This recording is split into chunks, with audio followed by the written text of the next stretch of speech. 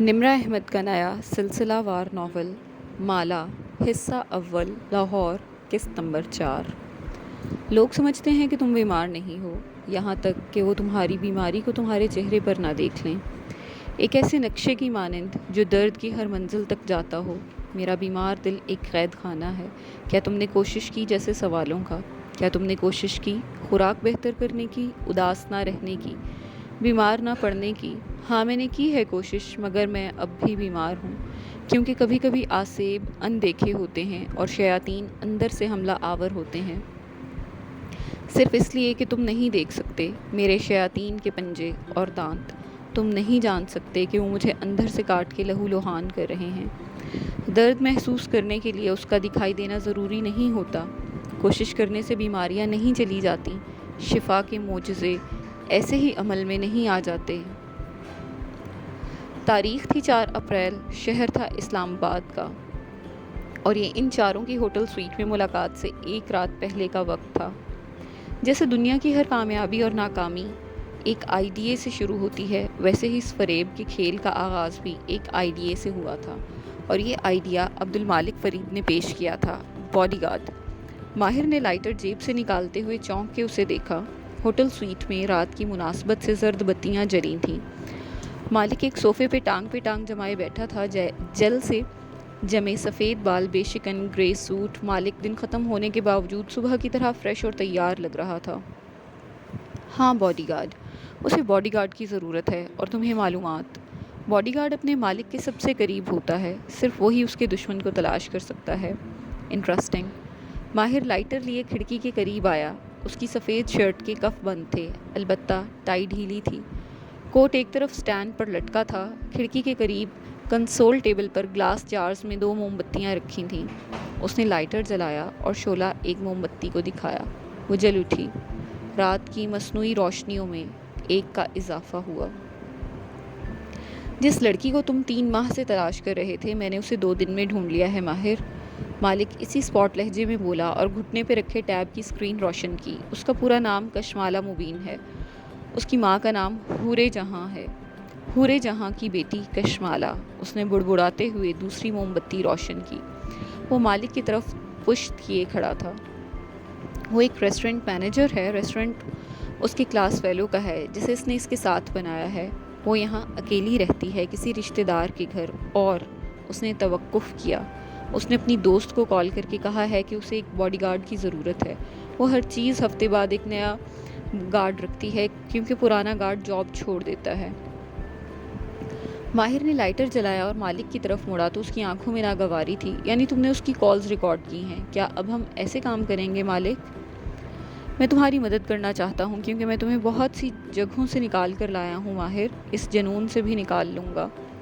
مالک نے ٹیب کی اسکرین پہ چہرہ جھکایا اور بات جاری رکھی۔ اس کی ایک بہن بھی ہے، کینیڈا میں رہتی ہے، پڑھائی کے بعد اس نے جاب نہیں کی، پریگننٹ ہاؤس وائف ٹائپ۔ وہ اہم نہیں ہے، اہم یہ لڑکی ہے جس کی تصویر اس البم میں ہے۔ موم بتیاں شعلوں کی حدت سے پگھلتی جا رہی تھیں۔ ان کی موم سے لیونڈر اور موتی کی خوشبو اٹھ رہی تھی۔ ماہر، تمہیں یقین ہے یہ لڑکی؟ مالک نے میز پہ رکھے البم کی طرف اشارہ کیا۔ واقعی کچھ جانتی ہے، مجھے یقین ہے۔ وہ کنسول ٹیبل سے ٹیک لگائے سینے پہ بازو باندھے کھڑا تھا۔ اس کا چہرہ سنجیدہ اور لہجہ اٹل تھا۔ حورِ جہاں کی بیٹی کشمالہ، وہ جانتی ہے۔ یہ سب کرنے کے بجائے آواز ان دونوں نے چہرہ موڑ کے سامنے دیکھا، جہاں ایک کاؤچ پہ بیربل ٹانگیں لمبی کیے موبائل ہاتھوں میں لیے بیٹھا تھا۔ جسٹ آسک ہر نائسلی، اس نے مسکرا کے سادگی سے حل بتا دیا۔ تم یہاں کیوں ہو؟ اب کہ ماہر بولا تو آواز میں ناگواری تھی۔ کیونکہ میں تم دونوں کی اس غلط کام سے باز رکھنا چاہتا ہوں۔ وہ اینک لگائے موبائل پہ ساتھ ساتھ کچھ ٹائپ کر رہا تھا۔ اس کی زندگی میں کسی کو داخل کرنے کی بجائے اسے ڈائریکٹ پوچھ لو، بات ختم۔ مالک نے بس افسوس سے اسے دیکھا، اور ماہر اس کے چہرے پہ سایہ سا گزرا۔ وہ میرا یقین نہیں کرے گی بھی، وہ دھیرے سے بولا اور کھڑکی کی طرف مڑ گیا۔ نظریں باہر پھیلی، شہر کی روشنیوں پہ جمی تھی۔ ماہر فرید کا کوئی یقین نہیں کرتا۔ ماہر درست کہہ رہا ہے، میں نے اس کی کالز سنی ہیں ویر، وہ ایسی باتوں پہ یقین نہیں رکھتی۔ بالفرض ماہر یہ البم لے کر اس لڑکی کے پاس بھی چلا جاتا ہے تو وہ کیا کرے گی؟ مالک سمجھانے سے زیادہ ٹوکنے کے انداز میں کہہ رہا تھا۔ وہ ماہر فرید کو گوگل کرے گی۔ گوگل کبھی کچھ نہیں بھولتا، اور گوگل پہ لکھا ہے کہ ماہر فرید ایک سائیکوپیتھ ہے۔ تم دونوں ہی سائیکوپیتھ ہو، بیربل بڑبڑاتے ہوئے ٹائپ کر رہا تھا۔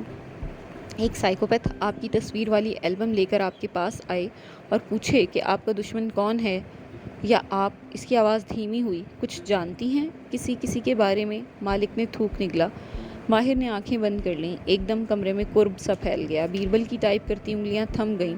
تو کیا وہ اعتبار کرے گی، یا وہ ماہر فرید کو ایک تعقب کار سمجھ کے خود سے دور رہنے کو کہے گی؟ اجنبیوں کو کوئی کچھ نہیں بتاتا۔ سویٹ میں سناٹا چھا گیا۔ موم بتیوں سے اٹھتی خوشبو نے سارے کو معطر کر دیا تھا۔ بیربل نے گہری سانس کھینچ کے یہ خوشبو اندر اتاری اور پھر اپنے خیالات باہر نکالے۔ تم لوگ اس فریب کو جسٹیفائی نہیں کر سکتے، یہ غلط ہے، اور یہ ہر لیول پر غلط ہے۔ میرا مقصد اس کو نقصان پہنچانا نہیں ہے بیر، وہ باہر دیکھتے ہوئے مدھم آواز میں کہہ رہا تھا۔ باڈی گارڈ اس کی حفاظت کرے گا تاکہ اس کے ساتھ وہ نہ ہو جو البم میں موجود دوسری لڑکیوں کے ساتھ ہوا ہے۔ وہ خود بھی اپنے دشمن کو نہیں جانتی۔ باڈی گارڈ اس کا دشمن ڈھونڈے گا اور پھر اس کی زندگی سے چلا جائے گا۔ اسے کبھی معلوم نہیں ہوگا کہ ہمارا اس میں کوئی ہاتھ ہے۔ پھر بھی یہ غلط ہے، بیربل نے احتجاج کیا۔ ماہر نے باہر پھیلی رات میں جھلملاتی روشنیوں کو دیکھا۔ مجھے ایک چانس لینا ہے، پھر چاہے مجھے ساری عمر گلٹ کے ساتھ کیوں نہ رہنا پڑے۔ میں تمہیں ایک نصیحت کروں ماہر؟ بیربل نے موبائل جیب میں ڈالا اور پیر زمین پہ اتارے۔ جب ہم کسی کو دھوکہ دیتے ہیں تو ہم اسے ڈیمیج کر دیتے ہیں۔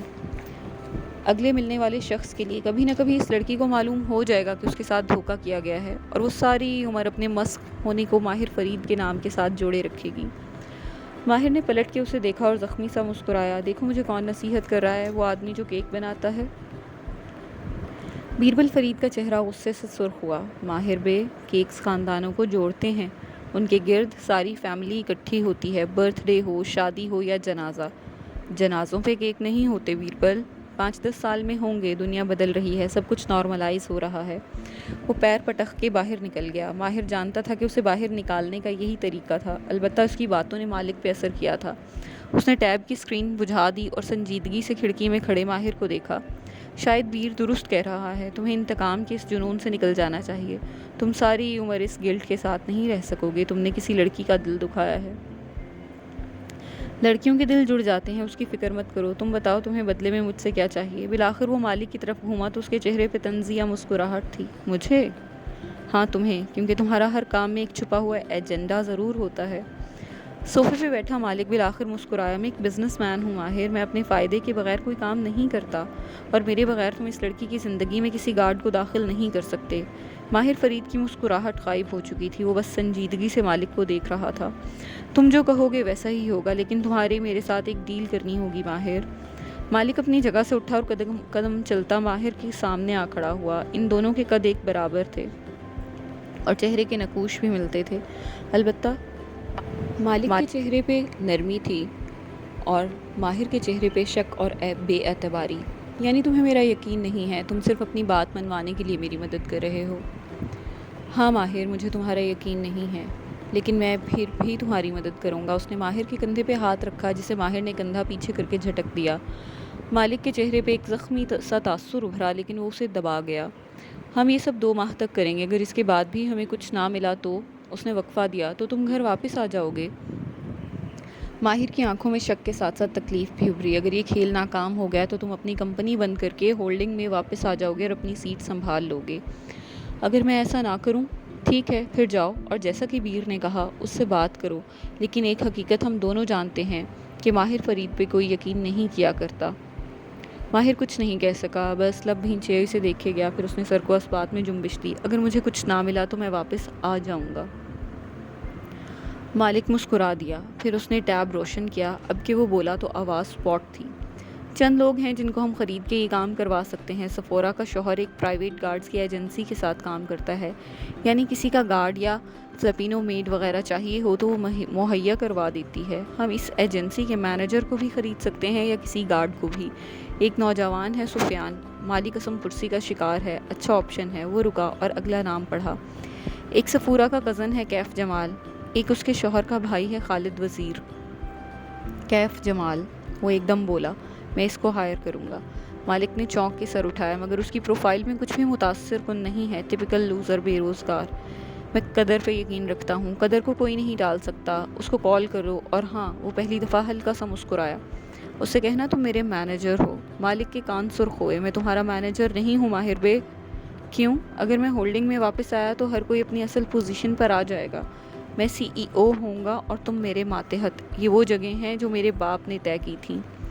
وہ جیبوں میں ہاتھ ڈالے کھڑا تنزیہ مسکراہٹ سے مالک کو دیکھ رہا تھا۔ مالک نے جیسے بہت ضبط کے ساتھ گہری سانس بھری۔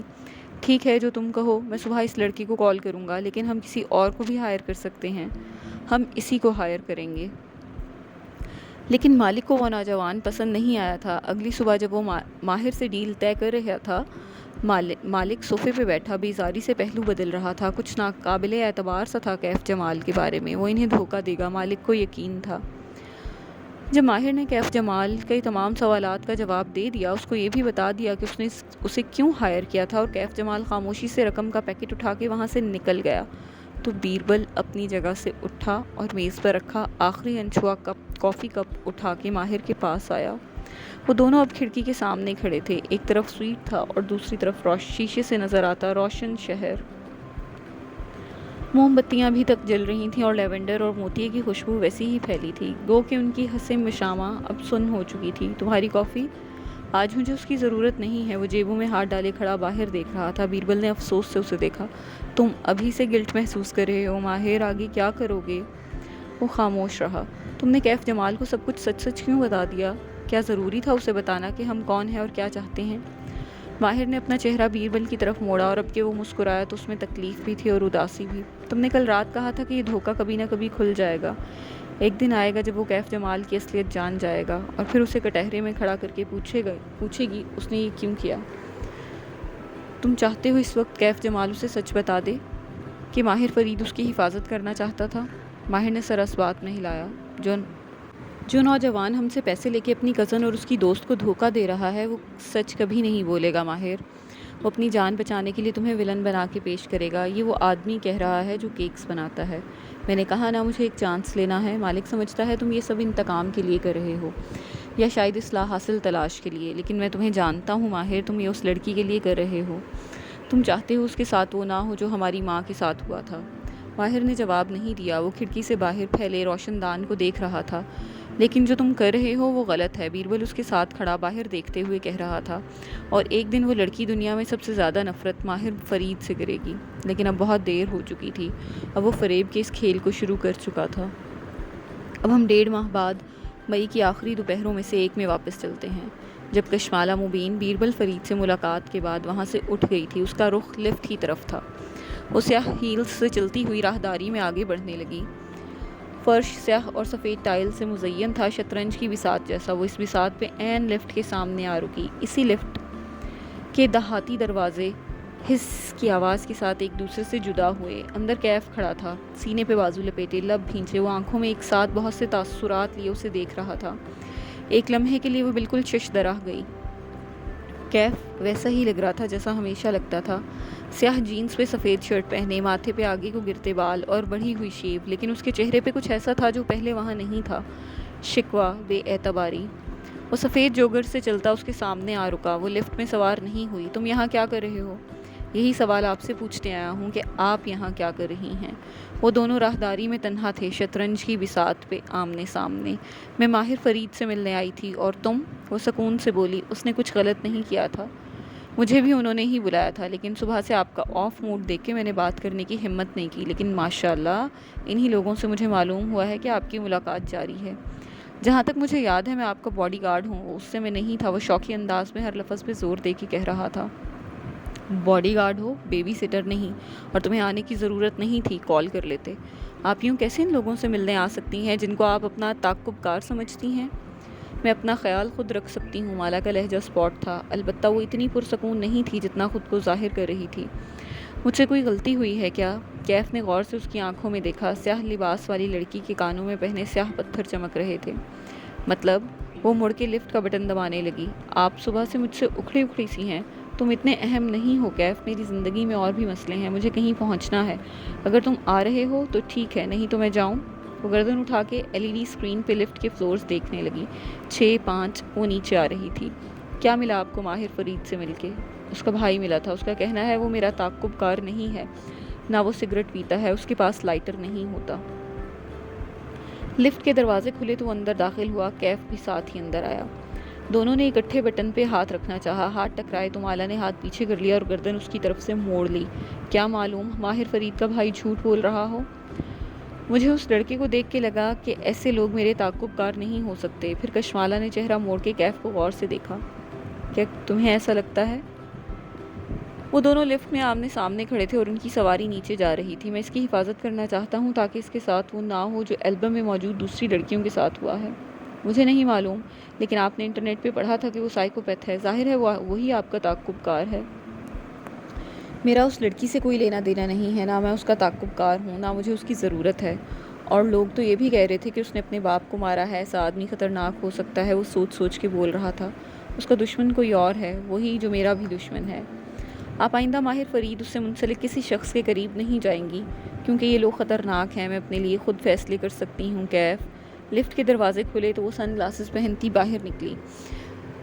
آگے بھی سیاہ سفید مرمری راہداری تھی، لیکن یہ بالائی منزل سے زیادہ روشن تھی کیونکہ لابی کی طرف سے دھوپ آ رہی تھی۔ یعنی آپ کو میری ضرورت نہیں ہے؟ سیاہ ہیلز شطرنج کے فرش پہ رک گئیں۔ دل بھی ایک دم تھم سا گیا۔ آپ دن کی روشنی میں اپنے تعاقب کار سے ملنے جا سکتی ہیں، یعنی آپ کو اس سے ڈر نہیں لگتا؟ وہ پیچھے کھڑا کہہ رہا تھا۔ مالا اس کی طرف پشت کیے ساکت کھڑی تھی۔ وہ ایک قدم بھی آگے نہیں بڑھا سکتی تھی، اس لیے میں اب جاب سے استعفیٰ دے رہا ہوں۔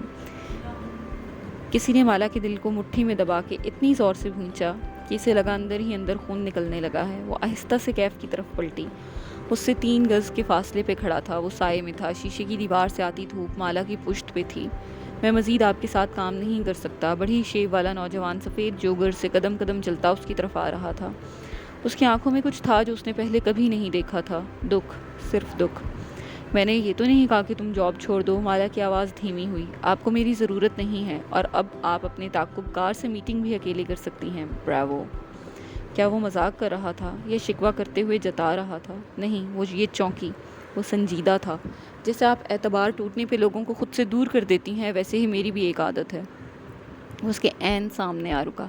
سفید جوگرز اور سیاہ ہیلز کے درمیان چند قدم کا فاصلہ تھا۔ میں لوگوں کے پیچھے نہیں بھاگتا، اچھی یا بری، یہ میری عادت ہے۔ جب مجھے کوئی خود سے دور کرے تو میں راستہ بدل لیتا ہوں۔ آپ مجھ پہ اعتبار نہیں کرتی، ورنہ مجھے ساتھ لے کر جاتی۔ اس نے تردید نہیں کی، بس اس کا چہرہ دیکھے گئی۔ اسے ابھی تک یقین نہیں آ رہا تھا کہ وہ جاب چھوڑ سکتا ہے۔ جاب چھوڑو گے تو کیا کرو گے؟ وہ تلخی سے مسکرایا اور سر جھکایا۔ سفید جوگر سے فرش کو مسلا۔ چند لمحے سوچتا رہا، پھر اس نے چہرہ اٹھایا تو آنکھوں کا وہ دکھ عنقا ہو گیا تھا۔ اب وہ نارمل تھا۔ میں اپنا بزنس پلان بناؤں گا۔ 15 جولائی کو ایک کمپٹیشن ہے، میں اس میں حصہ لے رہا ہوں۔ مجھے اپنے بزنس کو منوانے کے لیے اس مقابلے کو جیتنا ہے۔ اور اپنے قرضے کیسے اتارو گے؟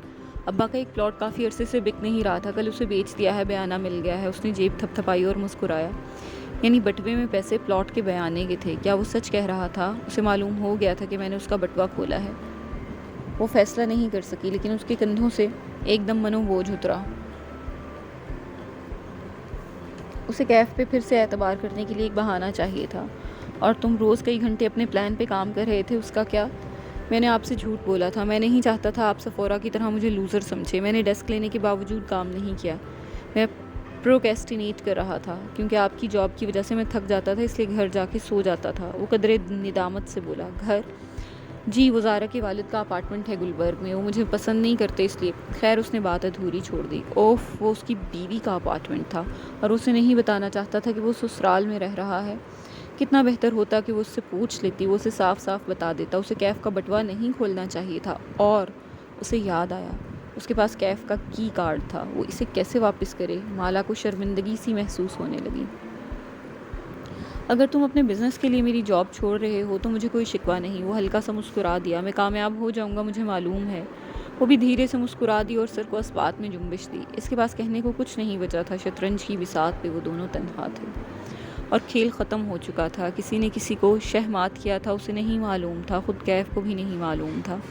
آپ کا شکریہ کشمالہ بی بی، آپ نے مجھے بہت کچھ سکھایا ہے۔ اس سے زیادہ وہ کچھ نہیں کہہ سکا، بس مالا کے ایک طرف سے نکل کے آگے بڑھ گیا۔ مالا اسے دیکھنے کے لیے پوری گھوم گئی تو دوسری جانب سے آتی دھوپ تیزی سے چہرے پہ پڑی۔ اے سی کی ٹھنڈ کی وجہ سے دھوپ میں تپش نہیں تھی، لیکن آنکھوں کو وہ اس طرح چندھیا گئی۔ وہ ہیں دھوپ میں نہائی سیاہ سفید راہداری میں کھڑی، دور جاتے کیف کو دیکھے گئی۔ وہ پینٹ سپلائز خرید کے گھر واپس آئی تو سلیم لان میں کیف کی کرسی پہ بیٹھا تھا۔ وہ کار سے نکلی اور ماتھے پہ ہاتھ کا چھجا بنا کے اسے دیکھا۔ تم ادھر کیوں بیٹھے ہو؟ سلیم نے چہرہ اٹھا کے اسی بسوری ہوئی شکل کے ساتھ اسے دیکھا۔ کیونکہ کیف نوکری چھوڑ کے چلا گیا ہے، ساتھ ہی وہ گردن بھی سہلا رہا تھا۔ تمہیں کیسے معلوم؟ وہ اپنا سامان لینے آیا تھا، لے کر چلا گیا۔ وہ چند منٹ وہیں کھڑی رہی، دل ایک دم خالی ہو گیا تھا۔ غائب دماغی کی کیفیت کے ساتھ وہ اندر واپس آئی۔ ماں بیڈ پہ لیٹی تھی، ہاتھ میں موبائل پکڑے وہ تکیوں کے سہارے بیٹھی ماہی سے ویڈیو کال کر رہی تھیں۔ اسے دیکھ کے چہک اٹھی۔ آ گئی میری بیٹی؟ اچھا یہ جرابیں تو اتار دو، معید بار بار پہنا دیتا ہے، مجھے گرمی ہو رہی ہے۔ مالا سن ہو رہی تھی۔ جی اتارتی ہوں۔ معید نے کچھ کہا تھا ان جرابوں کے بارے میں، مگر اسے یاد نہیں آ رہا تھا۔ وہ ماں کے قدموں میں بیٹھی، سر جھکائے، اس نے پائنچے اوپر کیے۔ تنگ سفید جالی دار جرابیں، پتہ نہیں کیوں ماں معید پہنا دیتا تھا۔ اس نے جرابیں اتاری اور ان کو سائڈ ٹیبل پر رکھ دیا۔ اگر وہ اہم ہوئیں تو معید خود ہی ان کو دوبارہ پہنا دے گا۔ جرابوں کا ماں کی سرجری سے کیا تعلق؟ وہ صوفے پہ بیٹھ کے ہیلز اتارنے لگی۔ ماں موبائل پہ ماہی سے ویڈیو کال کیے گئیں۔ اتنے میں وقت بھی لانڈری والے کپڑے لیے باتھ روم سے نکلی، پھر ماں کے بیڈ کے ساتھ رکی، سائڈ ٹیبل پہ رکھی جرابیں اٹھائی اور ٹوکری میں ڈال کے باہر نکل گئیں۔ اسے نہیں اندازہ تھا کہ وہ ماں کو موت کے منہ میں دھکیل رہی ہے۔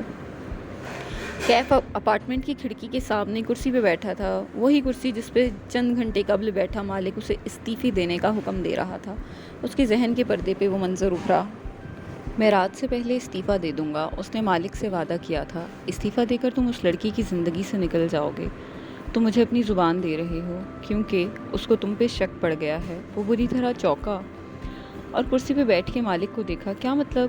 پی ٹی اے میں جب کوئی امپلائی اپنا ایکسیس کوڈ استعمال کر کے کسی کا ڈیٹا نکلواتا ہے تو اس امپلائی کا کوڈ ریکارڈ میں ہمیشہ کے لیے محفوظ ہو جاتا ہے۔ میں نے تمہارے اس نمبر کو زیر نظر رکھا ہوا تھا، حال ہی میں تمہارے نمبر کا ڈیٹا نکلوایا گیا ہے۔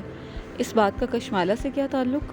جس آفیسر نے ڈیٹا نکالا ہے وہ کشمالہ کا کلاس فیلو تھا، دونوں نے ساتھ یونیورسٹی سے گریجویٹ کیا تھا۔ اور اب مالک مسکرایا، تمہاری لڑکی کو معلوم ہے کہ تم اس اپارٹمنٹ میں رہتے ہو؟ اس کا ہاتھ بے اختیار اپنی جیب پہ رینگ گیا۔ مالا نے اس کو پانی لینے بھیجا اور پیچھے سے اس کا والیٹ کھولا۔ اسمارٹ، لیکن اسے مالا کو کوئی توجہ تھمانی ہوگی ان نوٹوں کی اور اس اپارٹمنٹ کی۔ وہ عزت سے اس کی زندگی سے نکلنا چاہتا تھا۔ ہوٹل لابی میں کشمالہ سے مل کے اس نے اپنی کار سے سارے جھول دور کر دیے تھے، لیکن دل ایک دم خالی ہو گیا۔ وہ مالک کی باتوں میں کیوں آ رہا تھا؟ یہ اس کی زندگی تھی، وہ چاہے تو نہیں۔ اس نے سر جھٹکا۔ یہ ایک جھوٹی زندگی تھی، ایک دھوکہ۔ وہ مزید اس لڑکی کے ساتھ یہ نہیں کر سکتا تھا۔ ان دونوں کا کوئی مستقبل نہیں تھا، اسے اس کی زندگی سے دور جانا تھا۔ مالک ٹھیک کہہ رہا تھا، محبت میں کوئی گرفتار ہوا مرد کسی کام کا نہیں رہتا۔ وہ مبین منزل پہنچا تو عصر کی اذانیں ہو رہی تھیں اور آسمان پہ سیاہ بادل جمع ہو رہے تھے۔ مالا ابھی گھر نہیں آئی تھی، وہ پینٹ سپلائز لینے گئی تھی۔ کیف نیچے بیسمنٹ کی گیلری تک آیا۔ سلیم اپنے کمرے سے نکل رہا تھا، کیف اسے گھورتے ہوئے دیکھ رہا تھا اور اس کو گردن کے پیچھے سے دبوچ لیا۔ اس سے پہلے کہ ہکا بکا سلیم مزاحمت کرتا، وہ اسے گدی سے پکڑ کے دھکیل کے اندر لے گیا اور دروازہ بند کیا۔ میری شکایتیں لگاتے رہے ہو مالا بی بی سے؟ ہاں؟ اس کے کان کے قریب ہو کے وہ گھرایا، گردن ویسے ہی دبوچ رکھی تھی۔ مجھے چھوڑو کیف بھائی، میں نے کچھ نہیں کیا۔ سلیم ایک دم گھبرا گیا۔ کیا کہا ہے تم نے مالا بی بی سے؟ مالا باجی سے کچھ نہیں کہا میں نے، وہ کراہتے ہوئے بولا تو کیف نے جھٹکے سے اس کی گردن چھوڑی۔ وہ تیزی سے کمرے کے دوسرے کونے میں جا کھڑا ہوا اور گردن سہلاتے ہوئے آنکھوں میں خوف لیے اسے دیکھا۔ اس نے کیف کو کبھی اتنے غصے میں نہیں دیکھا تھا۔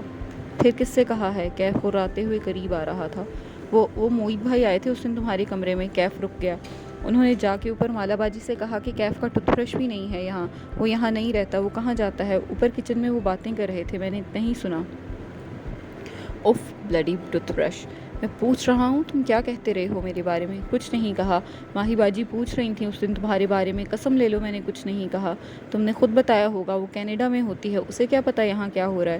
سلیم نے گردن سہلاتے ہوئے اسے ناراضی سے دیکھا، جیسے یہ بات بری لگی ہو۔ انہیں 7 سمندر پار رہ کے بھی معلوم ہے کہ پاکستان کے ہر گھر میں کیا ہو رہا ہے۔ ہاں جی، اس سے بات کرنا فضول تھا۔ وہ دروازے کی طرف بڑھ گیا۔ گیلری سے اپنے کمرے کی طرف جاتے اس نے سلیم کی آواز سنی، ماہی باجی کو سب کی خبر ہوتی ہے۔ اچھا، اس کے کمرے میں کچھ تھا ہی نہیں جو اسے اٹھانا تھا۔ ایک نظر اس جگہ کو دیکھ کے وہ سیڑھیاں چڑھتا اوپر چلا آیا۔ مالا کے آنے تک اسے اس کا انتظار کرنا چاہیے۔ وہ ایک آخری دفعہ اس سے ملنا چاہتا تھا، لیکن لان میں آتے ہی وہ ایک دم ٹھٹک کے رکا۔ مالا کے کمرے کی دیوار گیر کھڑکی کھلی تھی، حبس کی وجہ سے ہوا کے لیے کھول دی گئی تھی۔ اندر حورے جہاں کا بیڈ لگا نظر آ رہا تھا، ساتھ کرسی پہ ایک ادھیڑ عمر عورت خاتون بیٹھی مسکراتی ہوئی ان سے محو گفتگو تھی۔ وہ وہیں رک کے انہیں دیکھنے لگا. وہ انہیں پہچانتا تھا. یہ زیاد کی والدہ تھیں. وہ حورِ جہاں سے کوئی بات پوچھ رہی تھیں. دفتن کھڑکی پہ نظر پڑی تو اسے دیکھ کے مسکرا دیں. بیٹے مجھے جائے نماز لا دو. آپ سے کہہ رہی ہوں سلیم بیٹا. کیف نے دائیں بائیں دیکھا، پھر اپنی طرف اشارہ کیا. اس نے سر اثبات میں ہلا دیا. غالباً حورِ جہاں نے انہیں کہا تھا کہ سلیم سے کہہ دو جائے نماز لانے کو. معید نہ جانے کہاں تھا اور سلیم نیچے اپنی گردن سہلا رہا تھا. کیف نے گہری سانس لی اور گھر کے داخلی دروازے کی طرف بڑھ گیا. معلوم تھا اندر آنے پہ اس کی بے عزتی ہونی ہے، لیکن چلو ایک دفعہ صحیح. لاؤنج سے اس نے جائے نماز اٹھائی اور مالا کے قریب کی طرف آیا. دستک دے کر دروازہ کھولا. وہ دونوں خواتین کسی بات کے درمیان میں تھیں. حورِ جہاں مسکرا رہی تھیں اور نگینہ بیگم جوش سے کہے جا رہی تھیں. بس اب میں مزید دیر نہیں کرنا چاہتی. آپ مالا کا ہاتھ میرے زیاد کے ہاتھ میں دے دیں. میرا بیٹا بہت سلجھا ہوا، بہت نیک اور تابعدار ہے. وہ آپ کی بیٹی کو بہت خوش رکھے گا. ان کا ہاتھ اپنے ہاتھ میں لیے کہہ رہی تھی. وہ جہاں تھا وہیں کھڑا رہ گیا، پھر کھنکھار کے آگے آیا اور جانماز ان کے ہاتھ میں رکھی. نگینہ بیگم نے اسے پلٹ کے دیکھا اور مسکرائی. شکریہ بیٹے، سلیم مصروف تھا اس لیے میں آ گیا، اس نے محتاط لہجے میں کہتے ہوئے حورِ جہاں کو دیکھا. وہ مسکرا کے نگینہ کی بات پہ غور کر رہی تھیں. ان کی طرف دھیان نہیں دیا یا شاید نظر انداز کر گئیں. کیف واپس پلٹ گیا، البتہ قدم من من بھر کے ہو رہے تھے. میں مالا سے بات کروں گی نگینہ. زیاد جیسے لڑکے تو پھر لاکھوں میں ایک ہوتے ہیں. وہ خوش تھیں. وہ دروازہ بند کر کے باہر نکل گیا. ایک دم اس کے دل پہ کسی نے زور کا گھونسا مارا تھا. اتنی زور کا کہ سانس بند ہونے لگا تھا. وہ مالا سے ملنے آیا تھا، ڈھنگ سے خدا حافظ کہنے، لیکن اب وہ اس کا انتظار نہیں کر سکتا تھا. بخت بی کو کچن میں دیکھ کے رکا اور دھیمی آواز میں بولا، میں جا رہا ہوں، کل سے کام پہ نہیں آؤں گا. وہ وہیں ہیں کرتی رہ گئی، مگر کیف باہر نکل چکا تھا. اس کی آنکھیں جل رہی تھیں اور سر درد کرنے لگا تھا. وہ اپارٹمنٹ بلڈنگ میں واپس آیا تو ریسیپشن پہ رکا. وہاں موجود لڑکی اب بدل چکی تھی. اسے اپنے اپارٹمنٹ کا لاک تبدیل کروانے کا کہہ کے وہ اوپر آ گیا. اپارٹمنٹ میں آ کے اس نے بتیاں نہیں جلائیں. مغرب کے اترتے ہی اندر اندھیرا بڑھنے لگا تھا، لیکن اسے پرواہ نہیں تھی. وہ خاموشی سے اپنے کمرے میں آیا اور وضو کر کے اسی اندھیر ماحول میں نماز ادا کی. پھر تسبیح ہاتھ میں لیے وہ کھڑکی کے سامنے رکھی کرسی پہ جا کے بیٹھ گیا جہاں چند گھنٹے قبل مالک بیٹھا تھا. تب سے اب تک وہ وہیں بیٹھا تھا. اندھیرا بڑھتے ہی سڑک پہ رواں دواں ٹریفک روشن ہونے لگی. اس نے تسبیح کے دانے گرانے کی کوشش کی، لیکن دل نہیں لگ رہا تھا. وہ وہیں بیٹھا بس خاموشی سے نیچے گزرتے ٹریفک کو دیکھے گیا. زیادہ دیر نہیں گزری تھی جب صبح سے اکٹھے ہوئے سیاہ بادل بالآخر برسنے لگے. پانی دھاروں کی صورت اپارٹمنٹ بلڈنگ سے ٹکرانے لگا. اسے تیز بوچھاڑ تھی کہ خدا کی پناہ. وہ اپنی زاروں قطار روتی ہوئی کھڑکی کو دیکھے گیا. بالآخر خاموشی سے اسے کچھ دیر ایک ایسے تعلق کے ٹوٹنے کا سوگ منانا تھا جو کبھی بنا ہی نہیں تھا. اور پھر اس نے گردن موڑ کے میز پہ بکھری چیزوں کو دیکھا. پھر اسے اپنے کام میں مصروف ہو جانا تھا. آج کی رات سوگ کے نام. یہی بارش مبین منزل کی کھڑکیوں پہ بھی برس رہی تھی. سیاہ سفید لباس والی لڑکی اسٹوڈیو کی کھڑکی میں بیٹھی دیوار سے سر ٹکائے شیشے پہ پڑتی پانی کی بوندوں کو دیکھ رہی تھی. کانوں میں ہینڈز فری لگے تھے جن سے ماہی کی آواز سماعتوں میں اتر رہی تھی. ماں کہہ رہی تھیں آج نگینہ آنٹی آئیں اور انہوں نے تمہارا رشتہ مانگا. مالا کھڑکی کے شیشے پہ لڑکتے قطرے دیکھ رہی تھی. جب کوئی قطرہ نیچے گر کے فنا ہو جاتا تو وہ پلکیں اٹھا کے کسی دوسرے قطرے کی تعقب کرنے لگتی. ہاں میں نے سنا تھا. وہ یوں بولی جیسے عام سی بات ہو. تمہیں حیرت نہیں ہوئی؟ نہیں، مجھے اندازہ تھا کہ زیاد مجھ میں انٹرسٹڈ ہے. یہ جلد یا بدیر ہونا ہی تھا. تم زیاد کے لیے ہاں کر دو گی؟ ہاں، کیونکہ وہ ایک قابل انسان ہے، اس میں کوئی کمی نہیں ہے. لیکن میں نے لیکن نہیں کہا. تمہاری بات لیکن کی طرف جا رہی ہے. پتہ نہیں ماہی. مالا نے سینے پہ مٹھی رکھی. میرا دل ایسے لگتا ہے جیسے جل رہا ہے، جیسے اندر آگ سی لگ گئی ہو. اور یہ کب سے ہے؟ جب سے کیف نے کہا کہ وہ جاب چھوڑ کے جا رہا ہے. مالا. ماہی ہک دک رہ گئی. تمہیں کیف پسند ہے؟ نہیں یار، ایسا کچھ نہیں ہے. ویسے بھی وہ شادی شدہ ہے. بالکل کسی شادی شدہ آدمی کے بارے میں سوچنا بھی نہیں چاہیے سوائے ارطغرل کے. مگر مالا اس کی بات نہیں سن رہی تھی. اس کا دماغ کہیں اور اٹکا ہوا تھا. میں بہت اداس ہوں. مجھے غصہ ہے شاید. اس نے کہا تھا وہ مجھے چھوڑ کے نہیں جائے گا اور اب وہ ایک دم سے مجھے چھوڑ کے چلا گیا. اس نے خدا حافظ کہے بنا کال کاٹ دی. اسٹوڈیو اندھیرا تھا. وہ اس اندھیرے میں بیٹھی باہر گرتی بارش دیکھتی رہی. پھر موبائل کی اسکرین روشن کی. اندھیرے میں اس کا چہرہ چمکنے لگا. اس نے کیف کے نمبر پہ کال ملائی. اسے نہیں معلوم تھا کہ اسے کیا کہنا تھا، لیکن اسے کچھ تو کہنا تھا. اپارٹمنٹ کی کھڑکی کے ساتھ کرسی پہ بیٹھے کیف نے بیل بجنے پہ چہرہ جھکا کے موبائل کو دیکھا. Green eyes calling. وہ اداسی سے مسکرا دیا. وہ لوگوں کے نام اپنے فون میں ایسے ہی محفوظ کرتا تھا. کیف نے گھنٹی بجنے دی، یہاں تک کہ وہ بج کے خاموش ہو گئی. پھر اس نے پاور کا بٹن دبا کے فون آف کر دیا. پھر دوسری جیب میں ہاتھ ڈالا اور ایک اسی رنگ रंग और मॉडल का मोबाइल निकाला और स्क्रीन रोशन की। मिस्ड कॉल्स, मैसेजेस, नोटिफिकेशंस की भरमार थी। ये उसका दूसरा फ़ोन था जो इसकी असल ज़िंदगी थी। जो फ़ोन उसने बंद किया था उसमें सिर्फ माला और उससे जुड़े लोगों के नंबर फीड थे। ये दोनों फ़ोन हर वक्त एक साथ इसके पास होते थे। इनके कवर भी एक जैसे थे। उसे माला वाला फ़ोन अब नहीं खोलना था। उसे उस लड़की से दूर रहना था। वो मज़ीद इसकी हिफाजत नहीं कर सकता था। उसने माथे को हाथ लगाया तो महसूस हुआ उसे बुखार हो रहा है। कुछ ना खाने की वजह से कमज़ोरी महसूस होने लगी। वो वहाँ से उठा, लाउंज के 3 सीटर पर जाकर लेट गया। जूते अभी तक पैरों में थे। वो जूते उतार के अपार्टमेंट में दाखिल हुआ करता था क्योंकि उसे सफाई पसंद थी। लेकिन आज उसने जूते भी नहीं उतारे थे। वो वहीं लेटा बारिश के शीशे से टकराने की आवाज़ें सुनने लगा और उनको सुनते सुनते कब सो गया उसे मालूम ना हुआ। माला ने स्टूडियो की बत्तियां रोशन की तो एकदम खिड़की अंधेर नज़र आने लगी। बाहर का मंजर स्याह पड़ गया। अब सिर्फ खिड़की पे कतरे गिरते दिखाई दे रहे थे। थोड़ी देर बाद वो पुराने ट्राउज़र शर्ट में मलबूस स्टूडियो की फर्श पे आलती पालती किए बैठी थी। माथे पे सब सिल्क का रुमाल लपेट के गर्दन पे गिरह लगा रखी थी। सामने पेंट ब्रशेज़ और नया सफ़ेद पैलेट रखा था। 4 हफ्तों में सिर्फ पेंटिंग बनाई जा सकती है, आर्ट नहीं। माला ने सर झुकाए, ट्यूब से सफ़ेद एक्रेलिक पेंट पैलेट पे निकाला, फिर स्याह ट्यूब उठाई। उसे आज सिर्फ सफ़ेद और स्याह को मिक्स करना था। आर्ट बनाने के लिए कोई डेडलाइन नहीं रखी जा सकती। कैफ की आंख खुली तो उस सोफे पे औंधा लेटा था। एक बाजू नीचे गिरा हुआ था। जिस्म गिरम और सर भारी हो रहा था। बदिक्कत वो उठा और सोफे का सहारा लेकर खड़ा हुआ क्योंकि आर्ट खुशी से नहीं तख्लीक किया जा सकता। फर्श पे आलती पालती किए बैठी लड़की अब स्याह पेंट को सफ़ेद पैलेट पर निकाल रही थी। फिर उसने राउंड एज ब्रश उठाया और पेंट्स को मिक्स करने लगी। उसके चेहरे पे मग़मूम मुस्कुराहट थी। ना ही आर्ट पैसे कमाने के लिए होता है। वो बदक़्क़त किचन तक आया, सर दर्द से फटा जा रहा था। उसने मग कॉफ़ी मेकर के नीचे रखा और कैप्सूल अंदर डाला, बटन दबाया और ख़ुद किचन सिंक की तरफ आया। अब वो गर्दन झुका के चेहरे पे पानी डाल रहा था। अंदर लगी आग कदरे ठंडी हुई। आर्ट बनता है दर्द से। माला अब खिड़की के सामने खड़ी थी, ब्रश को किनारे से पकड़े वो उसे नरमी से शीशे पे फेर रही थी। शफाफ शीशे पर सुरमई रंग के पहले स्ट्रोक ने जलते दिल को ठंडा कर दिया था। आर्ट बनता है टूटे दिल से। वो गीले चेहरे के साथ कॉफ़ी मग उठाए लिविंग रूम में वापस आया। बड़ी मेज़ के करीब उसने मग रखा और कपड़ा उठा के एक तरफ उछाल दिया। कपड़े के नीचे रखी शय उसकी मुंतज़र थी। उसके लिए जहन के तख्लीकी हिस्से का शोर से खाली होना ज़रूरी है। वो खिड़की के साथ खड़ी बहुत इन्हमाक से शीशे पे बारिश के कतरे बना रही थी। उसका जहन हर किस्म की आवाज़ों से खाली था। कैफ ने पेंट ब्रश उठाया और सुर्ख रंग की ऑयल पेंट की डब्बी उठाई। ढक्कन खोला तो पेंट की बू सारे में फैलने लगी। उसने ब्रश अंदर डिबोया और फिर झुक के मेज़ पे मौजूद शय पे ब्रश फेरने लगा। उस चीज़ का रंग खाकी से बदल के सुर्ख होने लगा। उसका जहन अब हर किस्म के शोर से खाली था। सुबह वो स्टूडियो में खड़ी मुस्कुरा के अपनी पेंटिंग को देख रही थी जो उसने खिड़की के शीशों पे बनाई थी। उसके साथ सुबहान साहब खड़े तहीर से खिड़की के शीशों को देख रहे थे। क्या ये इल्यूजन है या ये वाकई? वो आगे बढ़े और पेंट शुदा शीशे को छुआ। वो खुश्क था। माला मुस्कुरा दी। खिड़की के शीशे पे एक इल्यूजन पेंट किया गया था। शफाफ शीशा मुकम्मल तौर पे धुंधलाया हुआ लग रहा था। इसमें बड़े छोटे पानी के कतरे थे। हर कतरे के अंदर बाहर का मंजर यानी नीचे का लॉन और सामने वाला घर नज़र आ रहा था, लेकिन उल्टे होकर। बाहर का मंजर उल्टा कैसे नज़र आ रहा है? उन्होंने बेयकीनी से उसे देखा। वो मुस्कुरा दी और शाने उचका दिए।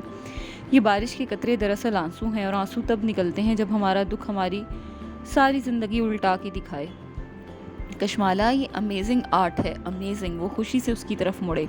क्या आप ये हमारे रेस्टोरेंट की ग्लास वॉल पे बना सकती हैं? ग्लास वॉल के बाहर बागीचा है। अंदर से देखने वालों को यूँ लगेगा कि ये बाहर बारिश हो रही है। अमेजिंग, मैं बना सकती हूँ, लेकिन इसमें काफ़ी वक्त लगेगा। मेरी अम्मी बीमार हैं तो मैं सिर्फ दिन के 2 घंटे काम कर सकती हूँ।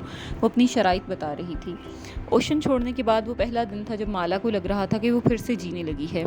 उसकी ज़िंदगी बेकार नहीं थी। वो काम करने लगी है। वो फिर से अपना करियर बना सकती है। माँ तंदुरुस्त हो रही थी और अब इसे कुछ अपनी जगह पे आ जाएगा। उसकी ये खुशी चंद घंटे की मेहमान रही क्योंकि दोपहर में उसे महसूस हुआ कि माँ को बुखार हो रहा है। वो सांस भी कदरे ज़ोर से ले रही थी, जैसे फेफड़े ज़ोर लगा रहे हों। उसने मुईद के कहने पे उन्हें पैनाडॉल दे दी।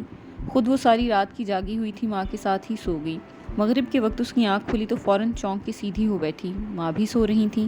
اس نے آگے بڑھ کے ماں کے ماتھے کو چھوا، وہ اب زیادہ گرم تھا، ایک ریفلیکس سیٹ ہو چکا تھا۔ ادھر ماں کو ذرا سا کچھ ہو، ادھر معید کو کال کی۔ معید، ماں کو بخار ہے۔ وہ اپنے کمرے میں نیند میں تھا۔ کتنا بخار ہے؟ مجھے کیا پتا کتنا ہے؟ ڈاکٹر کو کبھی یہ نہیں بتاتے مالا کہ کسی کو بخار ہے، ہمیشہ یہ بتاتے ہیں کتنا بخار ہے۔ تم تھرمامیٹر لگاؤ، میں آ رہا ہوں۔ وہ شاید ابھی ہسپتال سے آ کر سویا تھا۔ نیچے آیا تو او ٹی اسکربز میں ملبوس تھا۔ سرجنز کو نائٹ سوٹ سے زیادہ یہ اسکربز آرام دہ لگتے ہیں۔ معید ماں کے سرہانے جھکا اور اس کے ماتھے پہ ہاتھ رکھ کے محسوس کیا 102 بخار، یہ اچھی بات نہیں ہے۔ پیناڈول دی تھی؟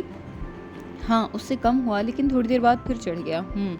اس نے آنکھیں ملیں اور ماں کے ساتھ کرسی پہ بیٹھ گیا۔ ان کا فربہی سفید ہاتھ اپنے ہاتھ میں لیا، بار بار پرکھ کرنے سے ان کے ہاتھوں اور بازوؤں پر نشان اب نیلے جامنی ہوتے جا رہے تھے۔ معید سوچتی نظروں سے انہیں دیکھے گیا۔ وہ غنودہ سی نظر آ رہی تھیں۔ انہیں کیا ہو رہا تھا؟ کل ٹیسٹ رزلٹ بھی بہتر تھے، انفیکشن بھی نہیں لگ رہا، سی ایس ایف بھی سیٹل ہو رہا ہے، پھر ماں کو بخار کیوں ہے اور ماں کا تنفس کیوں اکھڑ رہا ہے؟ سوچتے سوچتے اس نے دوسرا ہاتھ ماں کی پنڈلیوں پہ پھیرا جو لحاف کے نیچے تھیں۔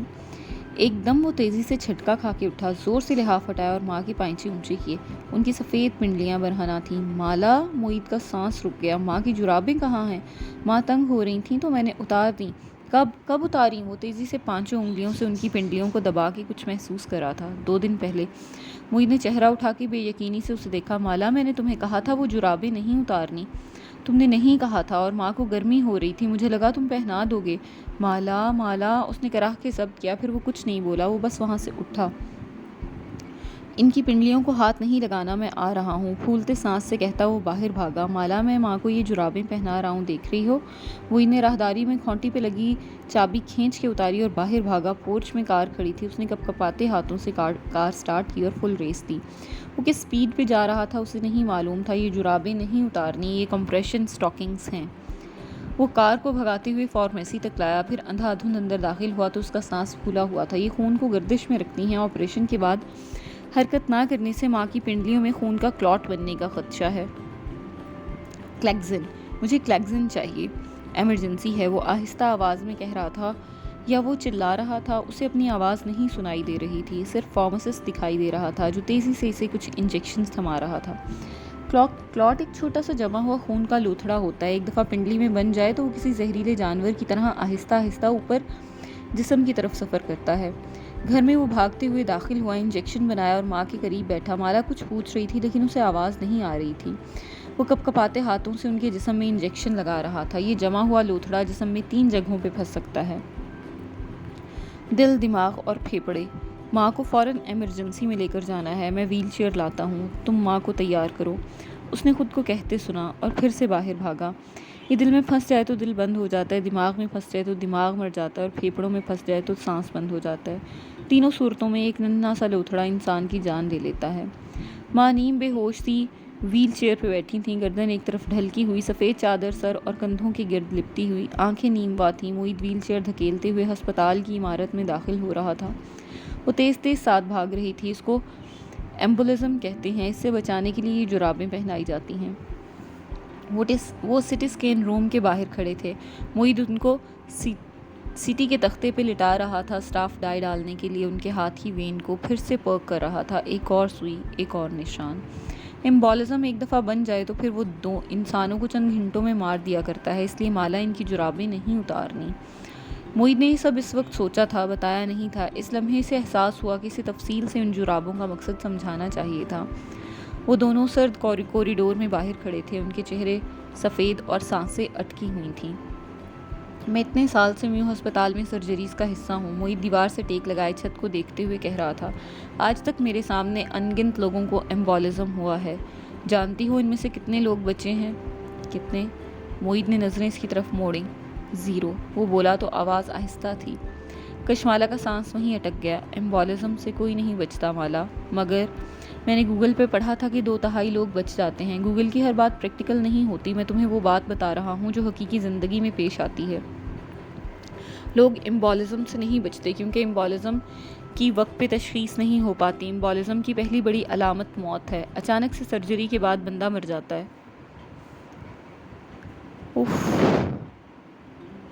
بس لوتھڑے کا پتہ ہی مرنے کے بعد چلتا ہے۔ ایسے مت کہو معید۔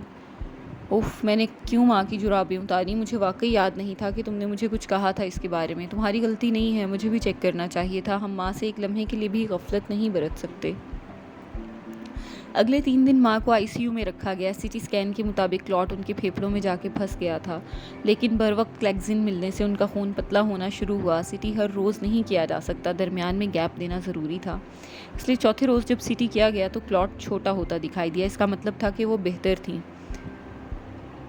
سرجن کا کہنا تھا کہ اگر معید بروقت ماں کو کلیگزن انجیکشن نہ لگاتا تو یہ کلاٹ پھیپھڑوں میں پھنس کے ان کی سانس روک سکتا تھا۔